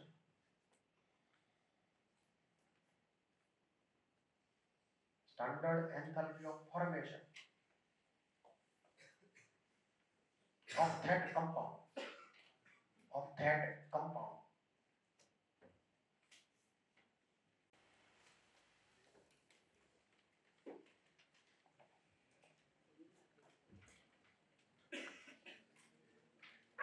હવે અહીંયા આપણે standard નો મતલબ જ્યારે કરીએ ત્યારે એમાં default 1 બાર કે 1 atm નું પ્રેશર લેવાનું. તમે મોડ્યુલમાં વાંચશો તેમાં લખેલું હશે કે પ્રેશર ડિફોલ્ટ 1 atm કે 1 બાર, પરંતુ ટેમ્પરેચરમાં થોડું ઘણું ચેન્જ કરી શકાય આમથી એટલે અત્યારે આપણે ડિફોલ્ટ ટેમ્પરેચર કર્યું 25 ડિગ્રી સેલ્સિયસ એટલે 298 કેલ્વિન, પણ ઈ અલગ હોય તો હાલશે, એની ચિંતા નહીં કરવાની. પણ પ્રેશર કેવું રાખવાનું 1 બાર કે 1 atm. તો ઈ જ પ્રેશર રાખીને આપણે જે રિએક્શન કરીએ એનો એન્થાલ્પી ચેન્જ જે આવે that is enthalpy of formation of that compound. Okay, તો આ enthalpy of formation ની વાર્તા પૂરી. હવે હારે તમને ઈ પણ ક્લિયર કરાવી દઉં કે આપણે જેટલા એલિમેન્ટના ફોર્મ લખ્યા હતા, બરાબર છે. હવે H2 ને Br2 સોરી આ Hg ને Cl2 એમાંથી આપણે HgCl2 સોલિડ બનાવ્યો. હવે આપણે ઓરિજિનલી ફોર્મ્યુલા લખી હતી એન્થાલ્પી છે એટલે હું કીધું હતું enthalpy of product minus enthalpy of reactant એવી લખી હતી ફોર્મ્યુલા. હવે ફોર્મ્યુલા અહીંયા આપણે કેવી રીતે આ જવાબ આવશે એની પણ વાત કરી લઈએ. તો ધ્યાન આપજો, ઇમ્પોર્ટન્ટ છે. આ રિલેશન કેવી રીતે આવ્યું ઇનડાયરેક્ટલી તમારે યાદ એટલું રાખવાનું કે જેટલા એલિમેન્ટ છે એના પોતપોતાના સ્ટાન્ડર્ડ ફોર્મમાં, તો એ દરેક એલિમેન્ટની પોતાની એન્થાલ્પી ઓફ ફોર્મેશન કેવી માનવાની 0, ડિફોલ્ટ 0 માનવાની. ડિફોલ્ટ એક નોટ લખો, enthalpy of formation of different elements, enthalpy of formation of different elements in their standard form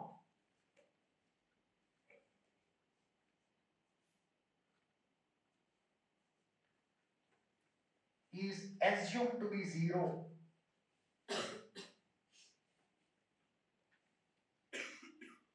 Is assumed to be 0.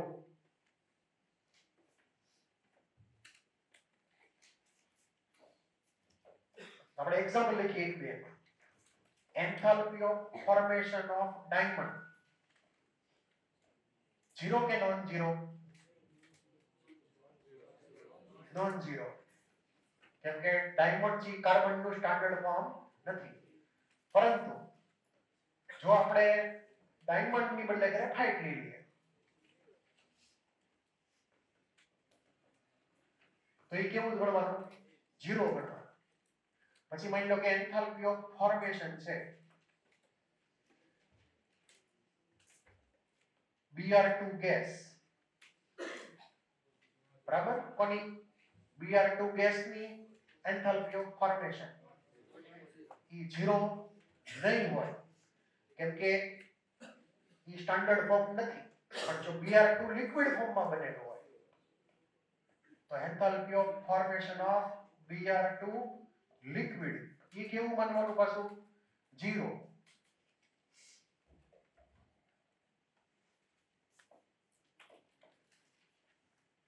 પછી માની લો કે બીજો એક કેસ લઈએ, enthalpy of formation of ozone O3 0 non 0? Non 0, કેમ કે ઓક્સિજન નું સ્ટાન્ડર્ડ ફોર્મ O3 નથી, O2 છે.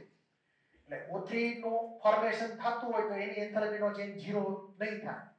પરંતુ આપણે જો O2 લઈએ તો એ પાછો 0 ગણવાનો.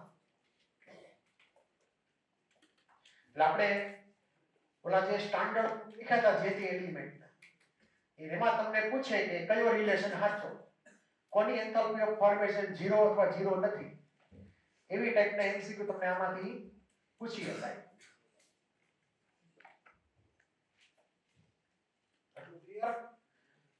હવે આપણે કોઈ પણ રિએક્શન હોય, કોઈ પણ કેમિકલ રિએક્શન, એનો એન્થાલ્પી નો ચેન્જ આપણે જે તે રિએક્ટન્ટ કે જે તે પ્રોડક્ટની જે એન્થાલ્પી ઓફ ફોર્મેશન હોય એની ઉપરથી ગણી એની એક ફોર્મ્યુલા તમને સમજાઈ જશે કે આ રિલેશન કેવી રીતે આવ્યું હોય.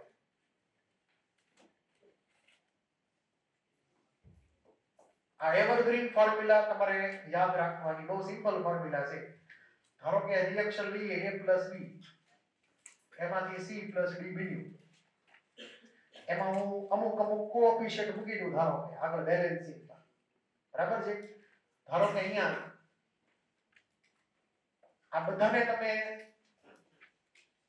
માની શકો એલિમેન્ટ અથવા કમ્પાઉન્ડ, આપણને ખબર નથી કોણ એલિમેન્ટ છે કોણ કમ્પાઉન્ડ છે, આપણે જનરલ ફોર્મમાં લખશું.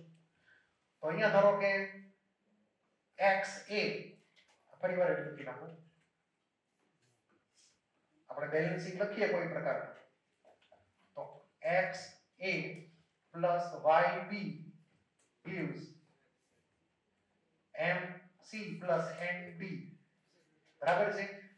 તો આપણે XY અને MN ને કોએફિશિયન્ટ માની લીધા, બેલેન્સ કેમિકલ ઇક્વેશન.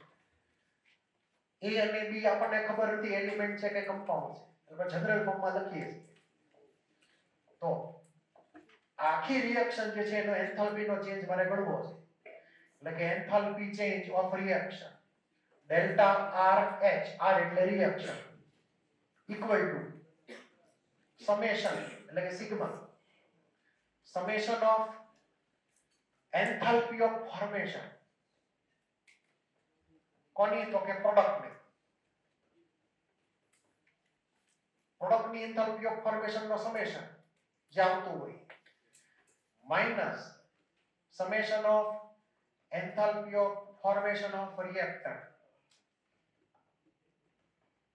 હવે આપણી આગળ અહીંયા પ્રોડક્ટ તરીકે m જેટલા m મોલ c છે ને n જેટલા n મોલ જેટલા d છે. તો કોએફિશિયન્ટ હંમેશા મલ્ટીપ્લાય કરવાના. એટલે અહીંયા હું લખું એ પ્રમાણે આ એન્થાલ્પી ઓફ ફોર્મેશન પ્રોડક્ટની કમ્બાઈન કેટલી થાય, તો મારે આ નંબર મલ્ટીપ્લાય કરવો પડે. એટલે કે m એક નંબર છે 1 2 3 4 5 વોટેવર, એનું મલ્ટીપ્લિકેશન કમ્પાઉન્ડ c ની એન્થાલ્પી ઓફ ફોર્મેશન થશે. આ સમજાણું તમને? m multiplied by enthalpy of formation of c plus n multiplied by enthalpy of formation of d. એટલે આ જે ટર્મ થઈ એ કઈ ટર્મ થઈ? Summation of enthalpy of formation of product. એમાંથી ઓલી ટર્મ માઈનસ કરો એટલે માઈનસ ઓલી ટર્મ હું નીચે લખું છું. હવે અહીંયા છે પ્રોડક્ટ આ બાજુ, તો એના x જે છે કોએફિશિયન્ટ મલ્ટીપ્લાય કરવાના. તો x multiplied by enthalpy of formation of compound A plus y multiplied by enthalpy of formation of compound B.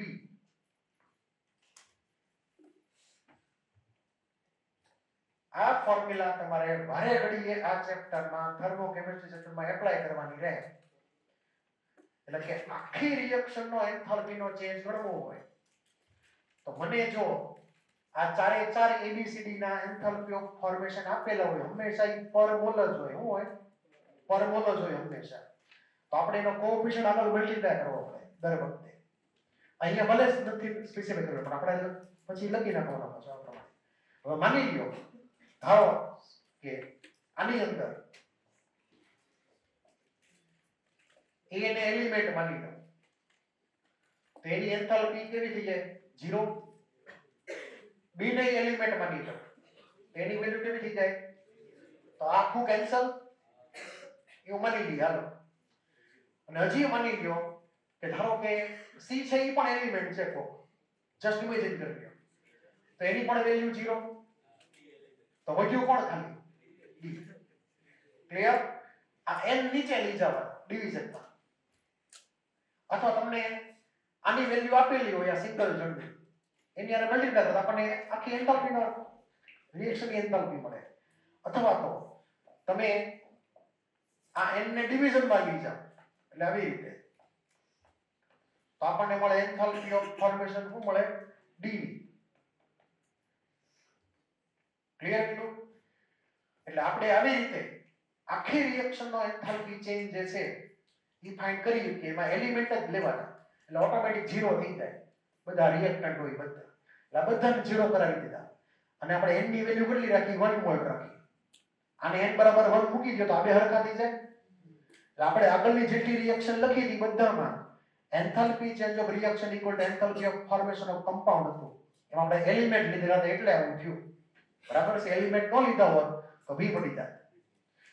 તો આ તમારે ફોર્મ્યુલા યાદ રાખવાની. આના દેશી દાખલા તમને મોડ્યુલમાં આપેલા છે. હાવ દેશી દાખલા.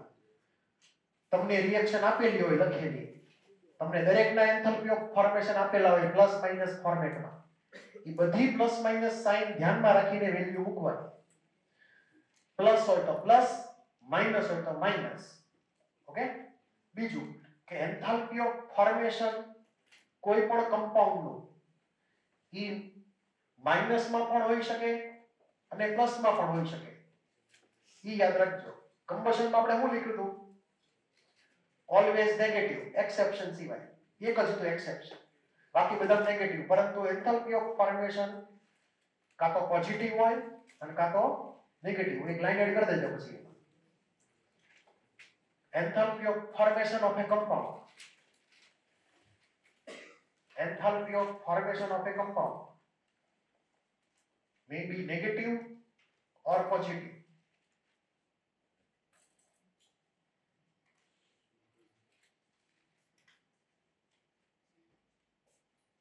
Zero नहीं लेवानी compound. Zero क्या रहना है compound में? Element में zero है.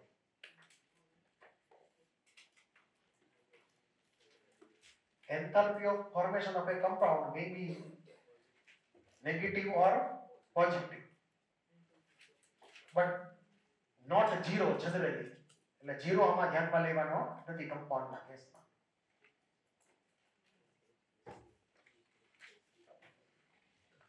પછી એક ઇમ્પોર્ટન્ટ નોટ લખો કન્સેપ્ટ અને આને હાઇલાઇટ કરજો આપણને વારે ઘડીનો ઉપયોગ આવશે ક્યાંક બીજી અલગ જગ્યાએ. More negative the enthalpy of formation, more negative the enthalpy of formation of a compound, more negative the enthalpy of formation of a compound, greater is the thermal stability, greater is the thermal stability. More negative the enthalpy of formation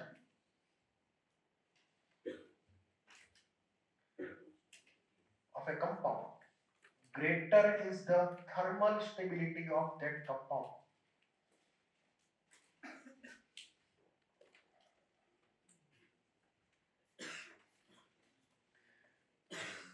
ધારો કે કોઈ બે value positive હોય suppose તો બે positive value હોય ધારો કે એક +25 ને બીજી +50 તો જે લેસ પોઝિટિવ હોય એટલે કે ઇનડાયરેક્ટલી મોર નેગેટિવ હોય એમ સમજો એને કેવું ગણવાનું મોર સ્ટેબલ. જો બંને પોઝિટિવ હોય તો એક પોઝિટિવ એક નેગેટિવ હોય તો કોણ સ્ટેબલ થાય? નેગેટિવ વાળો સ્ટેબલ થાય વધારે. બે નેગેટિવ હોય ધારો કે -25 ને -50 તો કોણ વધારે સ્ટેબલ થાય? જે મોર નેગેટિવ છે -50 વાળો. તો લખો એક સિમ્પલ ક્વેશ્ચન આની માટે.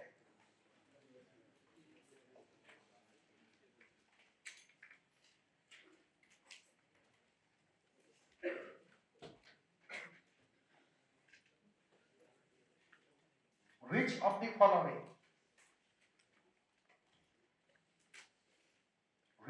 the following has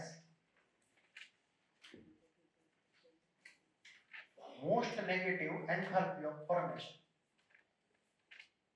Which of the following has most negative enthalpy of formation. Option.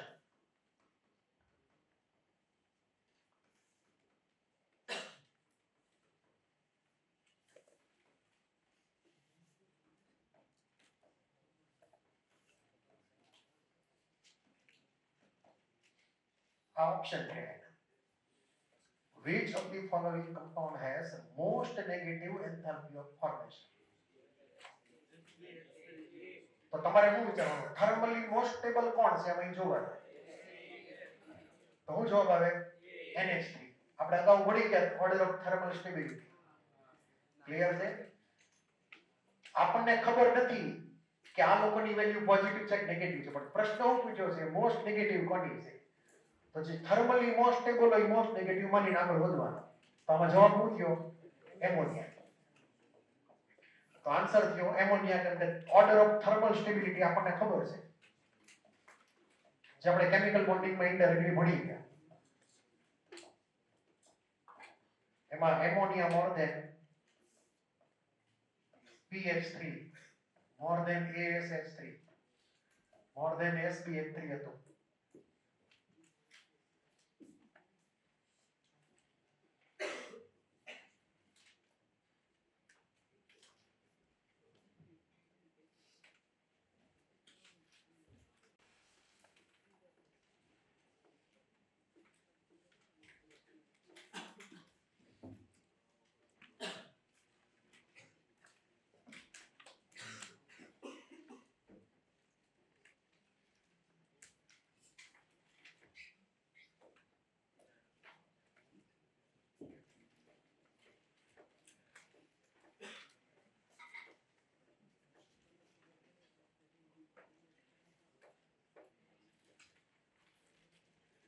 એક પડ્યો પોઝિટિવ નું મેં તમને શું કીધું હતું? પોઝિટિવ માં હું વાત કરી હતી મેં? લેસ પોઝિટિવ હોય ને ઉભા રહેજો એમાં.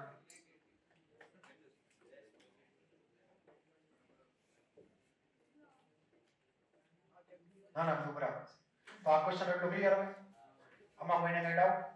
તો જે મોર નેગેટિવ હોય એ મોર સ્ટેબલ હોય, જેમ જેમ પોઝિટિવ થતી જાય એમ કેવું ગણવાનું? Less stable ગણવાનું. આ ક્લિયર છે? લખો question. Which of the following has least positive enthalpy of formation?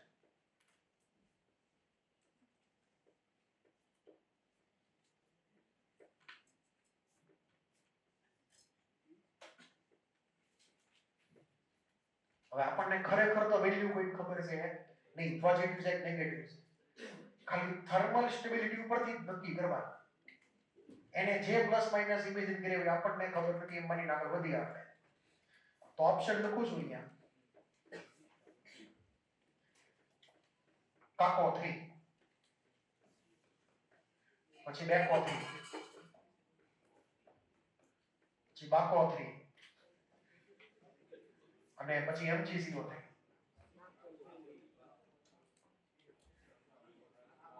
આમાં least positive enthalpy of formation કોની થશે? જે થર્મલી મોસ્ટ સ્ટેબલ હોય એની enthalpy of formation least positive કે મોસ્ટ નેગેટિવ થશે. તો થર્મલ સ્ટેબિલિટી કોની વધારે છે? બોલો. બાકો 3 મોટા એનાયન સાથે મોટો કેટાયન થર્મલી સ્ટેબલ કમ્પાઉન્ડ બનાવે. તો આનો આન્સર થયો બાકો 3. આપણને એની વેલ્યુ એમ જ પૂછે કે કોની નેગેટિવ કોની પોઝિટિવ, તો આપણે નક્કી જ ન કરી શકીએ, પણ એટલીસ્ટ આપણે નક્કી તો કરીએ કે કોણ સ્ટેબલ છે એ પ્રમાણે આન્સર આપવાના.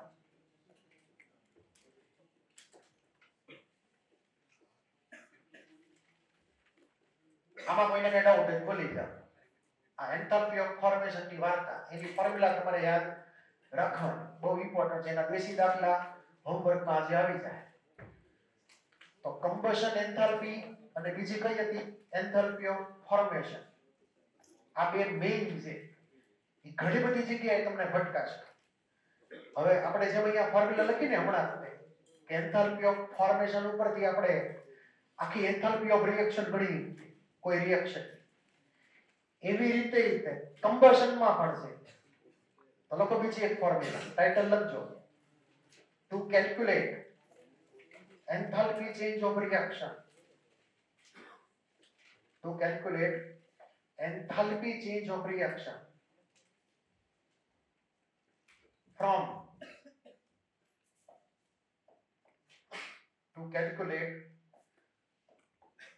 enthalpy change of a reaction from enthalpy of combustion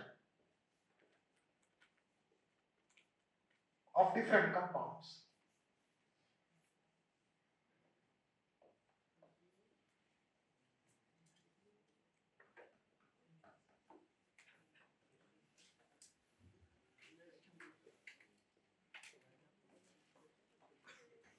ધારો કે આવી એક જનરલ રિએક્શન છે, A ને B ને C ને D રિએક્ટન્ટ કે પ્રોડક્ટ સમજી લેવાની પ્રમાણે. આમાં એલિમેન્ટ જે છે, એલિમેન્ટ એની કમ્બશન એન્થાલ્પી 0 હોવી જરૂરી નથી. ધારો કે કાર્બન છે, કાર્બનનું ગ્રેફાઇટ ફોર્મ, એને હળગાવો તો કમ્બશન કોનું થયું? કાર્બન. એટલે કોલસો હળગ્યો, ટૂંકમાં દેશી કહી તો કોલસો હળગે તો એનર્જી તો મળે ને આપણને. તો એની એન્થાલ્પી ઓફ કમ્બશન 0 ગણાય નહીં. પણ O2 ને કોની યારે બાળવો આપણે? O2 ને તો બાળી ન શકાય. એટલે એની માટે એન્થાલ્પી ઓફ કમ્બશન ધ્યાનમાં લેવામાં આવતી નથી. ઓકે, ઈ પોતે બીજાને બાળે, એને કોઈ બળાવતું નથી. એટલે એન્થાલ્પી ઓફ કમ્બશન O2 સિવાય બીજા ગમે માટે હશે, અધર ધેન O2 બીજા બધા માટે એપ્લિકેબલ છે. પછી એલિમેન્ટ હોય કે કમ્પાઉન્ડ હોય, ઓકે, એ બધી વેલ્યુ કેવી હશે? Non zero. એટલું ક્લિયર? તો અહીંયા આપણે આખી રિએક્શનના એન્થાલ્પીનો ચેન્જ ગણવો છે. તો જે ઓલી ફોર્મ્યુલા પહેલા લખી હતી એન્થાલ્પી ઓફ ફોર્મેશન, એની કરતા બિલકુલ ઊંધી ફોર્મ્યુલા થશે. અને એ તમારે ખાસ યાદ રાખવાનું.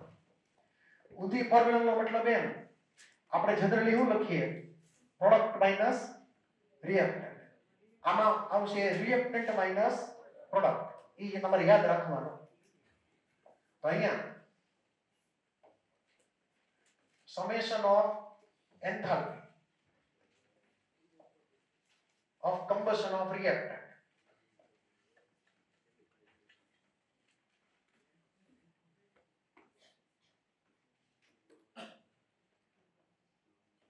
minus summation of enthalpy of combustion of product. આ ઊંધું ભૂલથી લેતા નહીં, નકર જવાબ ખોટા આવશે પ્લસ માઇનસ માં. હવે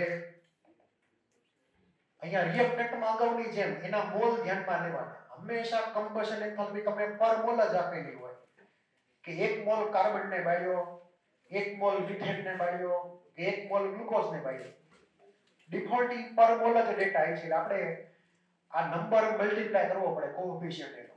તો અહીંયા જે રિલેશન આવશે આની માટે x multiplied by enthalpy of combustion કોની? તો કે આ કમ્પાઉન્ડ A અથવા એલિમેન્ટ A ની plus y multiplied by enthalpy of combustion compound અથવા એલિમેન્ટ B ની. એટલે રિએક્ટન્ટ માઈનસ પ્રોડક્ટ કરવાનું છે, ભૂલતા નહીં. અને માઈનસ આ બાજુ m multiplied by enthalpy of combustion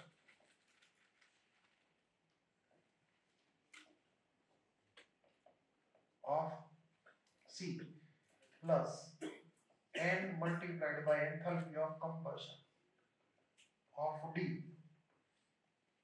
આ થઈ ગઈ એની જનરલ ફોર્મ્યુલા. તમને રિએક્શન આપેલી હોય, રિએક્શનમાં બધાની એન્થાલ્પી ઓફ કમ્બશન લખેલી હોય જે તે રિએક્ટન્ટને પ્રોડક્ટને, અને આવી રીતે દેશી હિસાબ માંડીને આન્સર લાવવાનો આખી રિએક્શનના એન્થાલ્પી છે. આના ન્યુમેરિકલ આજના હોમવર્કમાં આવી જાય.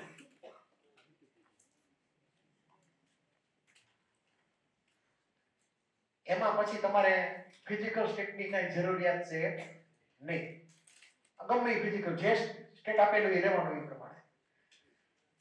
ખાલી ફોર્મેશનમાં તે ફિઝિકલ સ્ટેટનું ઇમ્પોર્ટન્સ છે, બાકી આ બધામાં એવું કઈ જરૂરી છે નહીં.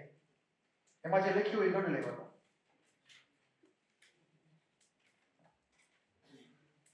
તો આમાં કોઈને કઈ ડાઉટ હોય તો બોલો પહેલા. તો આપણે બે ટાઈપની એન્થાલ્પી પૂરી કરી, જે મેઇન એન્થાલ્પી ગણાય, એન્થાલ્પી ઓફ કમ્બશન અને એન્થાલ્પી ઓફ ફોર્મેશન. એટલું ક્લિયર? હવે આને લગતો એક સિમ્પલ ન્યુમેરિકલ લઈ લઈએ પહેલા. લખો data.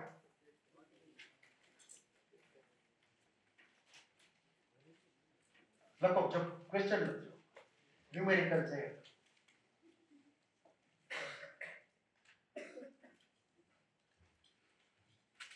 From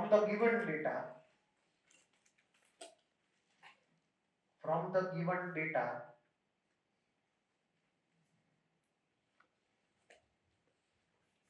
find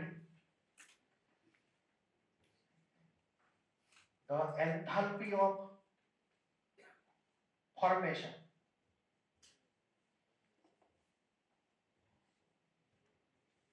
from the given data. Find the enthalpy of formation of carbon monoxide gas, CO gas.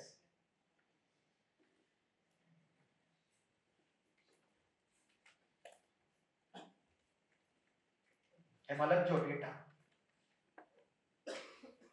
હું નંબરિયા અમુક લખાવું છું, ખાચા ખોટા.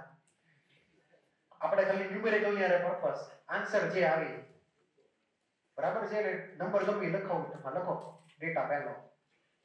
Enthalpy of formation of CO2,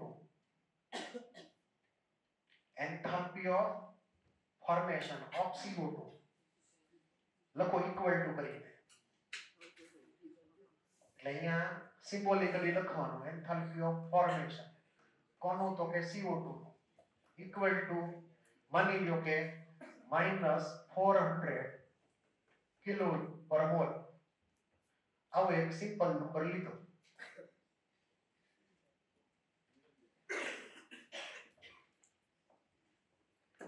પછી બીજું એક રિએક્ટ ડેટા લખીએ. Enthalpy of combustion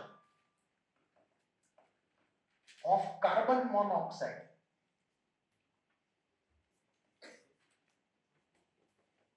enthalpy of combustion કોની, તો કે કાર્બન મોનોક્સાઇડ. ધારો કે એની વેલ્યુ જે છે ઈ લખીએ, માની લો કે -300 કિલો જૂલ પર મોલ. અને આ બે ડેટાને આધારે આપણે ફાઇન્ડ શું કરવાનું છે, એન્થાલ્પી ઓફ ફોર્મેશન કોની, તો કે CO ગેસની. આ બે ડેટાને આધારે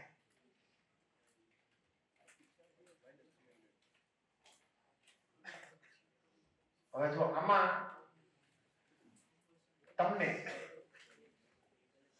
આ ફોર્મેશન છે CO2 ની છે આપણી આગળ, કમ્બશન છે કાર્બન મોનોક્સાઇડ ની, અને ફાઇન્ડ કરવાનું છે ફોર્મેશન કાર્બન મોનોક્સાઇડ. તમારે પહેલા થર્મોકેમિકલ ઇક્વેશન જનરેટ કરવા ડેટાને આધારે. થર્મોકેમિકલ ઇક્વેશન નો મતલબ એમ કે આપણે ઈ ઇક્વેશનમાં એનર્જી ચેન્જ ઇન્ડિકેટ કરાવવાના છે, લાગતા વળગતા હોય. ધારો કે આ પહેલો કેસ છે તો એની માટે હું એનું ઇક્વેશન લખું તો આનું ઇક્વેશન શું થાય બોલો, CO2 ફોર્મેશન નો C + O2 ગિવિંગ CO2. એમાં ડિફોલ્ટ આપણે કાર્બન ને ગ્રેફાઇટ માનશું ત્યારે ઈ સમજી લેવાનું ઈ પ્રમાણે. તો C અને હું નામ રિએક્શન 1, આ રિએક્શન 1 છે R1 ધારો કે, અને એને મેં લખી C + O2, એમાંથી બન્યો CO2. હવે આપણને ફિઝિકલ સ્ટેટ ખબર છે એટલે લખતા નથી. CO2 ગેસ જ છે, કાર્બન સોલિડ જ છે, કાર્બન ગ્રેફાઇટ જ છે, પાછો O2 ગેસ જ છે. આની ડેલ્ટા H ઈ બાજુમાં લખીએ તો કેટલી થાય? આખી રિએક્શન એન્થાલ્પી ચેન્જ કોના બરાબર હોય? CO2 ની એન્થાલ્પી ઓફ ફોર્મેશન બરાબર હોય. તો અહીંયા વેલ્યુ કઈ -400 થઈ કિલો જૂલમાં. પછી બીજી રિએક્શન R2 લખો એની માટે રિએક્શન 2. તો કમ્બશન કોનું થયું કે કાર્બન મોનોક્સાઇડ નું. તો CO ની હારે કોની રિએક્શન કરાવવાની? O2 ની રિએક્શન કરાવવાની. અને જેને બાળવાનો હોય એને કેટલો લેવાનો? 1 જ મોલ લેવાનો. અહીંયા જે બન્યો એ 1 મોલ રાખવાનો. CO2 બન્યો 1 જ મોલ બનાવવાનો. તો આપણે શું કરશું અહીંયા કાર્બન મોનોક્સાઇડ નું કમ્બશન કરીએ તો CO ને ડિફોલ્ટ 1 મોલ રાખશું. તો CO કન્વર્ટ કેમાં થાય? બળે તો CO2 માં કન્વર્ટ થાય. તો અહીંયા મારે લખવા પડે હાફ O2. એમાંથી મને બનશે CO2 ગેસ. તો carbon monoxide CO plus half O2 gives a CO2 gas. Okay, આ થઈ ગયું થર્મોકેમિકલ ઇક્વેશન. બાજુમાં ડેટા લખી નાખો ને એન્થાલ્પીના જે લાગતો હોય. ધારો કે 300 એટલે ડેલ્ટા H ની વેલ્યુ છે -300 કિલોજૂલ પર મોલ. હું સમજી ગયો. હવે જો સાંભળજો, જ્યાંથી ઇમ્પોર્ટન્ટ છે. આપણે ફાઇન્ડ કરવાનું છે CO ની એન્થાલ્પી ઓફ ફોર્મેશન. તો what is our target equation? Target equation. તો આમાંથી ટાર્ગેટ ઇક્વેશન બનાવવાનો. ટાર્ગેટ ઇક્વેશન મતલબ જે ડેટા ફાઇન્ડ કરવાનો છે એની માટેનું ઇક્વેશન. તો CO નું ફોર્મેશન કરવાનું. તો કયું ઇક્વેશન થાય બોલો? C plus half O2. એમાંથી શું મળે? CO મળે. ડિફોલ્ટ કાર્બન ગ્રેફાઇટ માની લઈએ. તો આ ઇક્વેશન જે છે આપણું ટાર્ગેટ ઇક્વેશન થયું. સમજ પડી? કે આપણને પૂછ્યું છે હું કે ફોર્મેશન એન્થાલ્પી ગણો કાર્બન મોનોક્સાઇડની. તો CO બનાવવાનો 1 મોલ એના એલિમેન્ટમાંથી બનાવવાનો. અને એલિમેન્ટ બધા સ્ટાન્ડર્ડ ફોર્મમાં રાખવાના. તો હવે મેથેમેટિકલી વિચારીને જુઓ કે R1 અને R2 છે એમાં હું કઈ પ્રોસેસ એપ્લાય કરું? મલ્ટીપ્લિકેશન, એડિશન, ડિવિઝન, જે કઈ લાગતું ઓળખતું હોય, સબટ્રેક્શન, ચારે ચાર પ્રોસેસ છે. તો મને આ ટાર્ગેટ ઇક્વેશન મળે. બોલો. હવે જો સાંભળો, ધ્યાન આપજો, ઇમ્પોર્ટન્ટ છે. મારે CO કઈ બાજુ જોઈએ છે? ઓક્સાઇડ. આ બેમાંથી કઈ જગ્યાએ CO છે? સેકન્ડ ઇક્વેશનમાં. તો મારે આ CO ની ડાયરેક્શન ચેન્જ કરવાની છે.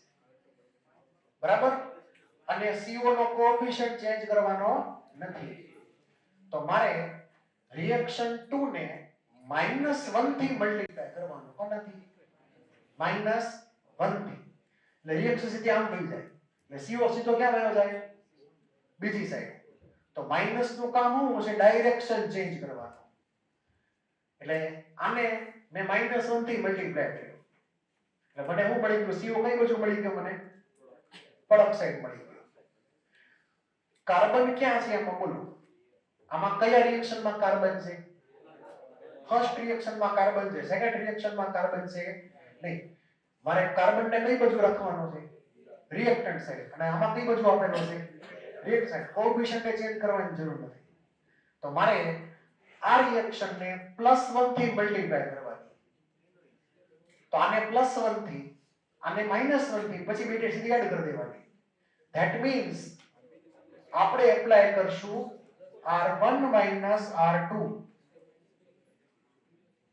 R1 - R2 એટલે કે સેકન્ડ રિએક્શન ને માઈનસ કરો ફર્સ્ટ માંથી. ક્લિયર? તો તમે મેથેમેટિકલી જો કાઉન્ટ કરો ને તો આ CO2 કેન્સલ થાય કે નહીં? કેન્સલ. CO2 cancel. પછી એક O2 અને અડધો O2 કેટલો જીવતો રહે? અડધો O2 જીવતો રહે. અને કાર્બન તો એમને જ છે અહીંયા. આ CO આ બાજુ વયો ગયો. તો આપણને મળશે ટાર્ગેટ ઇક્વેશન જે અહીંયા લખ્યું છે તે.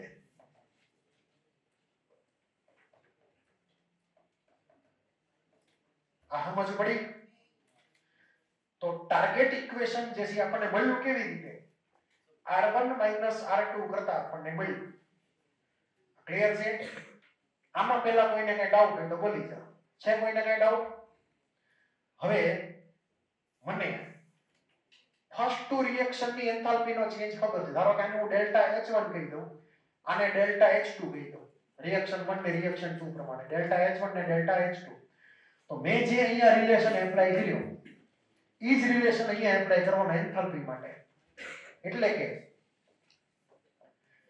ટાર્ગેટ ઇક્વેશન ની જે એન્થાલ્પી હતી એનું નામ પડ્યું હતું enthalpy of formation of carbon monoxide. તો enthalpy of formation of carbon monoxide એટલે કે ટાર્ગેટ ઇક્વેશન ની એન્થાલ્પી નો ચેન્જ ઈ કોના બરાબર થાય? તો કે રિએક્શન 1 ની એન્થાલ્પી નો change delta H1 minus reaction 2 ની એન્થાલ્પી નો ચેન્જ ડેલ્ટા H2. વેલ્યુ મૂકી દેવાની. ડેલ્ટા H1 ની વેલ્યુ -400, H2 ની વેલ્યુ -300. તો માઈનસ માઈનસ પ્લસ એટલે છેલ્લે વધે -100. તો -100 કિલોજૂલ પર મોલ જવાબ આવ્યો. ઇન્ટિજર ટાઈપનો ક્વેશ્ચન હોય કે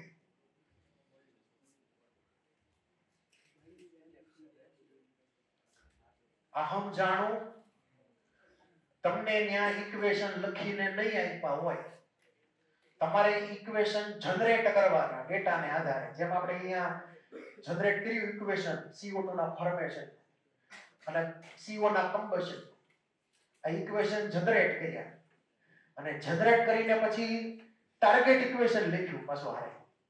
અને ટાર્ગેટ ઇક્વેશનમાં ઈ મેળવવું હતું તો આપણે R1 - R2 કરી આપણે મેથેમેટિકલી ચેક કર્યું લોજિકને આધારે. અને જે આપણને રિલેશન મળે ઈ જ પ્રમાણે નીચેનો રિલેશન છાપવાનો એન્થાલ્પીના ચેન્જ માટે. તો આવી રીતે આપણને જવાબ આવશે. હવે આમાં જો કોઈ જગ્યાએ રોકેટ સાયન્સ આવ્યું કે કોઈ અઘરી ફોર્મ્યુલાની ક્યાંય, તમને ખાલી આવડવું શું જોઈએ આમાં? ઇક્વેશન લખતા આવડવું જોઈએ પહેલા તો. ડેટાને આધારે કઈ એન્થાલ્પી છે પ્રમાણે રિએક્શન લખવાની હતી અને પછી ટાર્ગેટ ઇક્વેશન જનરેટ કરવાનું. આટલું આવડી જાય એટલે આ ચેપ્ટરમાં તમને આવડી ગયું. આ ટોપિક આખે આખો ખાલી થાશે એવું તો કે એન્થાલ્પી અલગ અલગ જાતની ધીમે ધીમે એડ થતી રહેશે. ક્લિયર? બાકી બીજું કાંઈ નવું નથી થવાનું. તો આ ક્વેશ્ચનમાં કોઈને કઈ ડાઉટ હોય બોલી જાવ. હવે લખો એક બીજો ક્વેશ્ચન આની જેવો. ઈ તમારે જાતે મને સોલ્વ કરીને દેવાનો છે. લખો calculate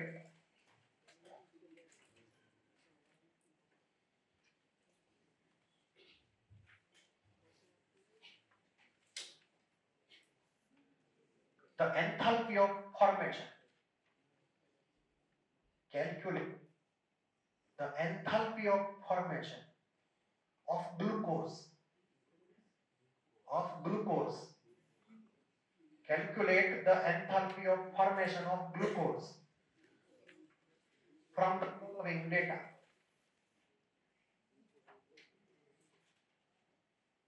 From the following data.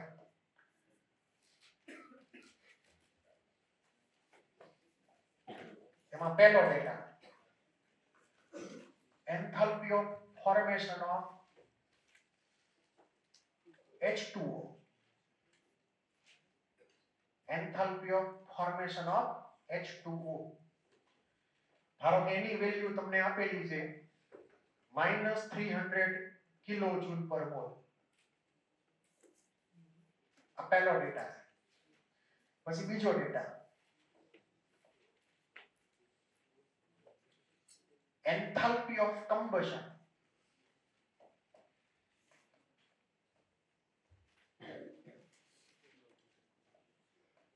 of carbon graphite.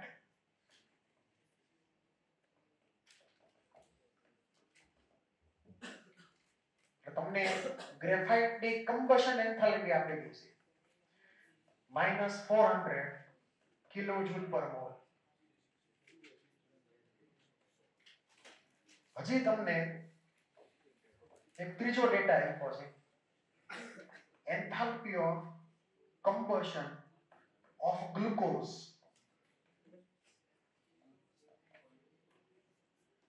અને ધારો કે એની વેલ્યુ લખીએ -2000 કિલોજૂલ પર મોલ. અને ટાર્ગેટ માં હું ફાઇન્ડ કરવાનું કીધું છે એન્થાલ્પી ઓફ ફોર્મેશન ગ્લુકોઝની ફાઇન્ડ કરવાની છે. આ ત્રણ ડેટાને આધારે એટલે તમારે શું કરવાનું કે તમારે આ ત્રણ ના પહેલા તો ઇક્વેશન ઇમેજિન કરી લેવાના હું થતા છે. તો પહેલાનું ઇક્વેશન બોલો. H2 half of the gives water. તો અહીંયા એ પ્રમાણે લખીએ એને R1 કહી દઈએ અને ઇક્વેશન લખીએ એ પ્રમાણે તો H2 half O2 gives H2. અહીંયા હું બાજુમાં એનો એન્થાલ્પી ચેન્જ લખું છું. બરાબર? કેટલો છે? -400. સોરી 300. પછી બીજી reaction enthalpy of combustion of carbon graphite એટલે કયું ઇક્વેશન થાય બોલો? C plus O2 giving CO2 એટલે કાર્બન ને બાળ્યો CO2 બન્યો છે. એટલે અહીંયા આપણી આગળ ઇક્વેશન થયું C plus O2 gives CO2 અને એની વેલ્યુ તમને આપેલી છે -400. તો ઈ અલગથી લખવાની સાઈડમાં. તો અહીંયા હું લખું છું -400. તમે એને ડેલ્ટા H2 પણ કહી શકો સિમ્બોલિકલી. ડેલ્ટા H1 ડેલ્ટા H2 એવી રીતે આપણે જે રિએક્શન નામ પડે એવી રીતે. પછી આવશે થર્ડ રિએક્શન ગ્લુકોઝ નું કમ્બશન. તો કયું ઇક્વેશન થાય બોલો? એટલે R3. તો R3 માં C6H12O6 એનું કરવાનું કમ્બશન એટલે હારે O2 આવશે. કેટલા એ આપણને ખબર નથી પણ CO2 કેટલા બનશે? 6 CO2 બનશે અને 6 વોટર બનશે. તો ઓક્સિજન જોઈ લો કેટલા જોશે? 6 O2 જોશે, ચેક કરો તો. એની વેલ્યુ તમને લખીને આપેલી છે -2000. તો આપણે આ ત્રણ ઇક્વેશન લખી નાખ્યા. હવે આ ટાર્ગેટ ઇક્વેશન ચેક કરો કે ગ્લુકોઝ નું એન્થાલ્પી ઓફ ફોર્મેશન વર્કઆઉટ કરવાનું છે. આનો શોર્ટકટ છે હો, તમને પાછું તમને કહી દઉં. આનો શોર્ટકટ છે પણ અત્યારે ટાઈમ નથી કોઈ શોર્ટકટ ડિસ્કસ કરો. પહેલા લોંગ કટ ડિસ્કસ કરી નાખો. બરાબર? તો અહીંયા આનો શોર્ટકટ પછી તમને વાત કરશું. તો જો આ એન્થાલ્પી ઓફ ફોર્મેશન ગ્લુકોઝ છે એટલે ગ્લુકોઝ નું ફોર્મેશન કરાવવાનું કેમાંથી? તો કે એલિમેન્ટમાંથી. એને કહી દઈએ target equation TE. Target equation બોલો શું થશે?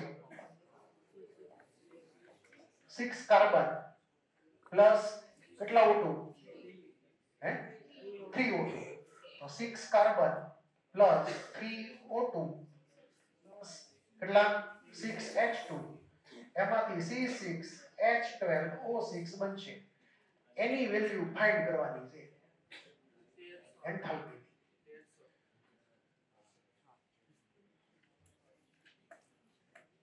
તો આ ટાર્ગેટ ઇક્વેશન મેળવવાનું ઉપરના ત્રણ ઇક્વેશન માંથી તેમાં બુદ્ધિ વાપરવાની. બોલો એ મને નથી ખબર. ધ્યાનથી સાંભળો. જો આપણે અહીંયા કાર્બન જોતા છે 6 કાર્બન. તો આમાં જો કાર્બન કોઈ જગ્યાએ છે, આમાં કાર્બન છે, તો આને 6 થી કરવાનું મલ્ટીપ્લાય. એટલું ક્લિયર? તો 6 કાર્બન આવી ગયા. સમજ પડી? સાઈડ ચેન્જ કરવાની છે નહીં પણ +6 થી મલ્ટીપ્લાય કરીએ તો અહીંયા 6 કાર્બન આવી જાય. હવે ધ્યાન રાખજો હું છે કહું. આ O2 જે છે જો ઘણી બધી જગ્યાએ દેખાય છે. તો જે રિએક્ટન્ટ કે પ્રોડક્ટ એક કરતા વધારે કેમિકલ ઇક્વેશનમાં હોય તો ઈ હશે ડિપેન્ડન્ટ વેરિયેબલ. મેથ્સની લેંગ્વેજમાં કાર્બન બની ગયો ઇન્ડિપેન્ડન્ટ વેરિયેબલ. એક જ ઇક્વેશનમાં છે. વોટર બની ગયો, વોટર તો ન કહેવાય, આ H2 બની ગયો ઇન્ડિપેન્ડન્ટ વેરિયેબલ. એક જ ઇક્વેશનમાં છે. સમજાણું મેં કીધું ઈ? પછી બીજું શું હતું? ગ્લુકોઝ. ગ્લુકોઝ પણ જો ઇન્ડિપેન્ડન્ટ વેરિયેબલ છે. તો અહીંયા ટોટલ 4 જણા છે, 3 રિએક્ટન્ટ ને 1 પ્રોડક્ટ. એમાંથી 3 જણા ઇન્ડિપેન્ડન્ટ વેરિયેબલ છે અને 1 જણો કેવો છે? Dependent variable. આપણે ઇન્ડિપેન્ડન્ટ વેરિયેબલ ને જો બેલેન્સ કરી નાખીએ તો ઓટોમેટિકલી જે ઓલો ડિપેન્ડન્ટ વેરિયેબલ છે એની મેળે બેલેન્સ થઈ જશે. આપણે એનું બેલેન્સિંગ કરવાનું નથી, એટલે O2 નું બેલેન્સિંગ એની મેળે થશે. ક્લિયર એટલું? તો જો એટલે O2 ને હું ધ્યાનમાં રાખીશ નહીં, કેમ કે O2 ઘણી બધી જગ્યાએ છે. હું ઇન્ડિપેન્ડન્ટ વેરિયેબલ ને ટાર્ગેટ કરીશ. H2 કેટલા જોઈએ છે? 6. તો આને કેટલાથી મલ્ટીપ્લાય કરવાનું? 6 થી મલ્ટીપ્લાય કરવાનું. સમજ પડી? ગ્લુકોઝ કેટલા જોઈએ છે? 1. પણ સાઈડ ચેન્જ કરવાની છે. અહીંયા કઈ સાઈડ છે? Product side. અહીંયા કઈ છે? રિએક્ટન્ટ. તો આને -1 થી મલ્ટીપ્લાય કરવાનું. એટલે કે 6R1 6R2 -R3 equal to target equation. O2 એની મેળે બેલેન્સ થઈ જશે. તમે ચેક કરી લેજો, એની મેળે O2 બેલેન્સ થઈ જશે. આ નોટ કરી લો પહેલા, અને રિલેશન હું લખી નાખું છું અહીંયા. ટાર્ગેટ ઇક્વેશન માટેનો રિલેશન TE બરાબર 6R1 6R2 -R3.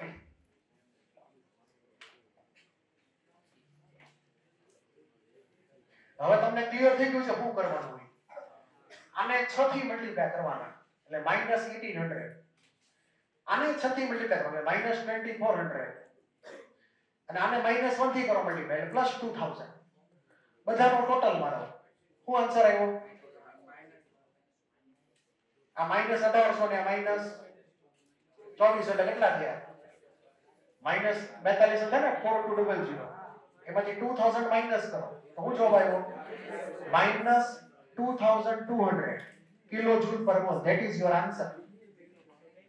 1300 કોને આન્સર આવ્યો? તો કેમ ભૂલ કરી ગયેલા? અચ્છા, એનર્જી ની આરે મલ્ટીપ્લાય કરવાનું પાછો. ક્લિયર ને? કેમ કે એનર્જી ફરી જાય ને. આ 1 મોલ કાર્બન ની એનર્જી છે. હું 6 મોલ કાર્બન લઉં તો અલગ જ ડેટા આવે ને. એટલે એનર્જી એટલે એન્થાલ્પી ની આરે પછી મલ્ટીપ્લાય કરવાનું પાછું. તો આ ક્લિયર બધાને? તો છેલ્લી ઓલી ગણતરી કરી નાખો. નેક્સ્ટ અહીંયા લખી નાખી ઇક્વેશન કે એન્થાલ્પી ઓફ ફોર્મેશન હતું કે કમ્બશન હતું?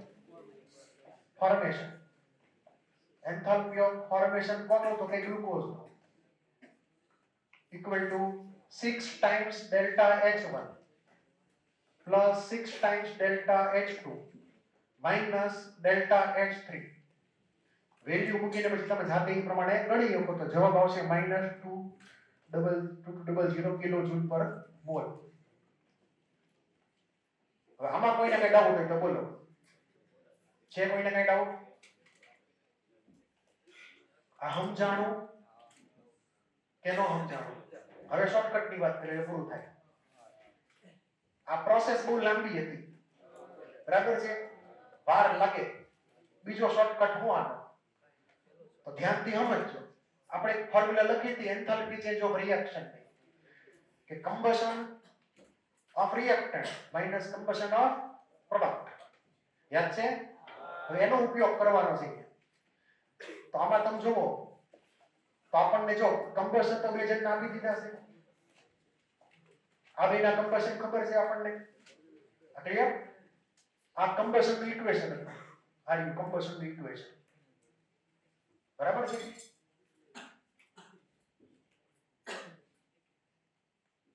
કયું ઇક્વેશન હતું કમ્બશન? સોરી, આ ટાર્ગેટ ઇક્વેશન આ જોવાનું. સોરી, ટાર્ગેટ ઇક્વેશન જોવાનું. આ ટાર્ગેટ ઇક્વેશન તો પહેલા તમને આવડવું જ જોઈએ. તો ટાર્ગેટ ઇક્વેશનમાં મને ગ્લુકોઝ નું કમ્બશન ખબર છે, જે લખીને આપ્યું છે. બીજા કોનું કમ્બશન આપેલું છે? કાર્બન નું કમ્બશન, એ પણ આપેલું છે. O2 ને ગણવાનું હોય કે ન ગણવાનું હોય કમ્બશનમાં? એને કઈ ગણવાનું હોય નહીં, એ ટાઈમ પાસ કહેવાય. H2 નું કમ્બશન શું થાય બોલો? કોઈ કહી શકશે? આ ડેટાને આધારે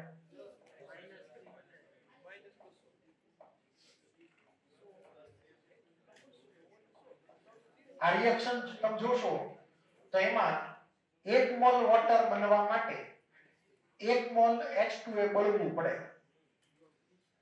1 મોલ H2 એ બળવું પડે.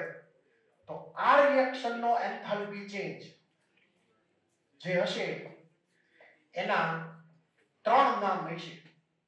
એક તો simple enthalpy change of reaction એટલે કે ડેલ્ટા RH. બન્યું હું તો કે પાણી બન્યું 1 મોલ, તો એન્થાલ્પી ઓફ ફોર્મેશન હું તો કે વોટર.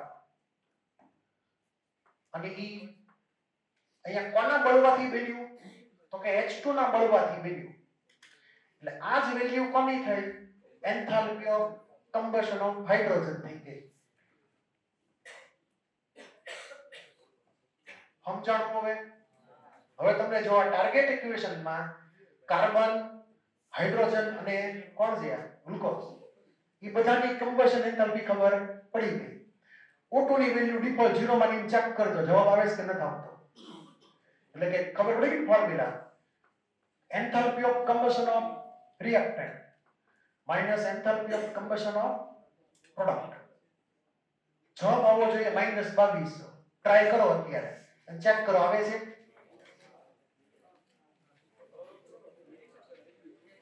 કાર્બનની કમ્બશન એન્થાલ્પી -400 એટલે -2400 થયા.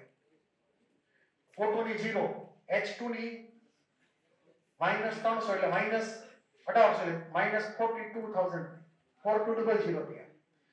અને પ્લસ શું કર્યું? ગ્લુકોઝ ની વેલ્યુ મારી ભૂલ થઈ ગઈ માઈનસ, તો માઈનસ પ્લસ એટલે +2000. આવી ગયો જવાબ 2200 આવશે. ગણશો એટલે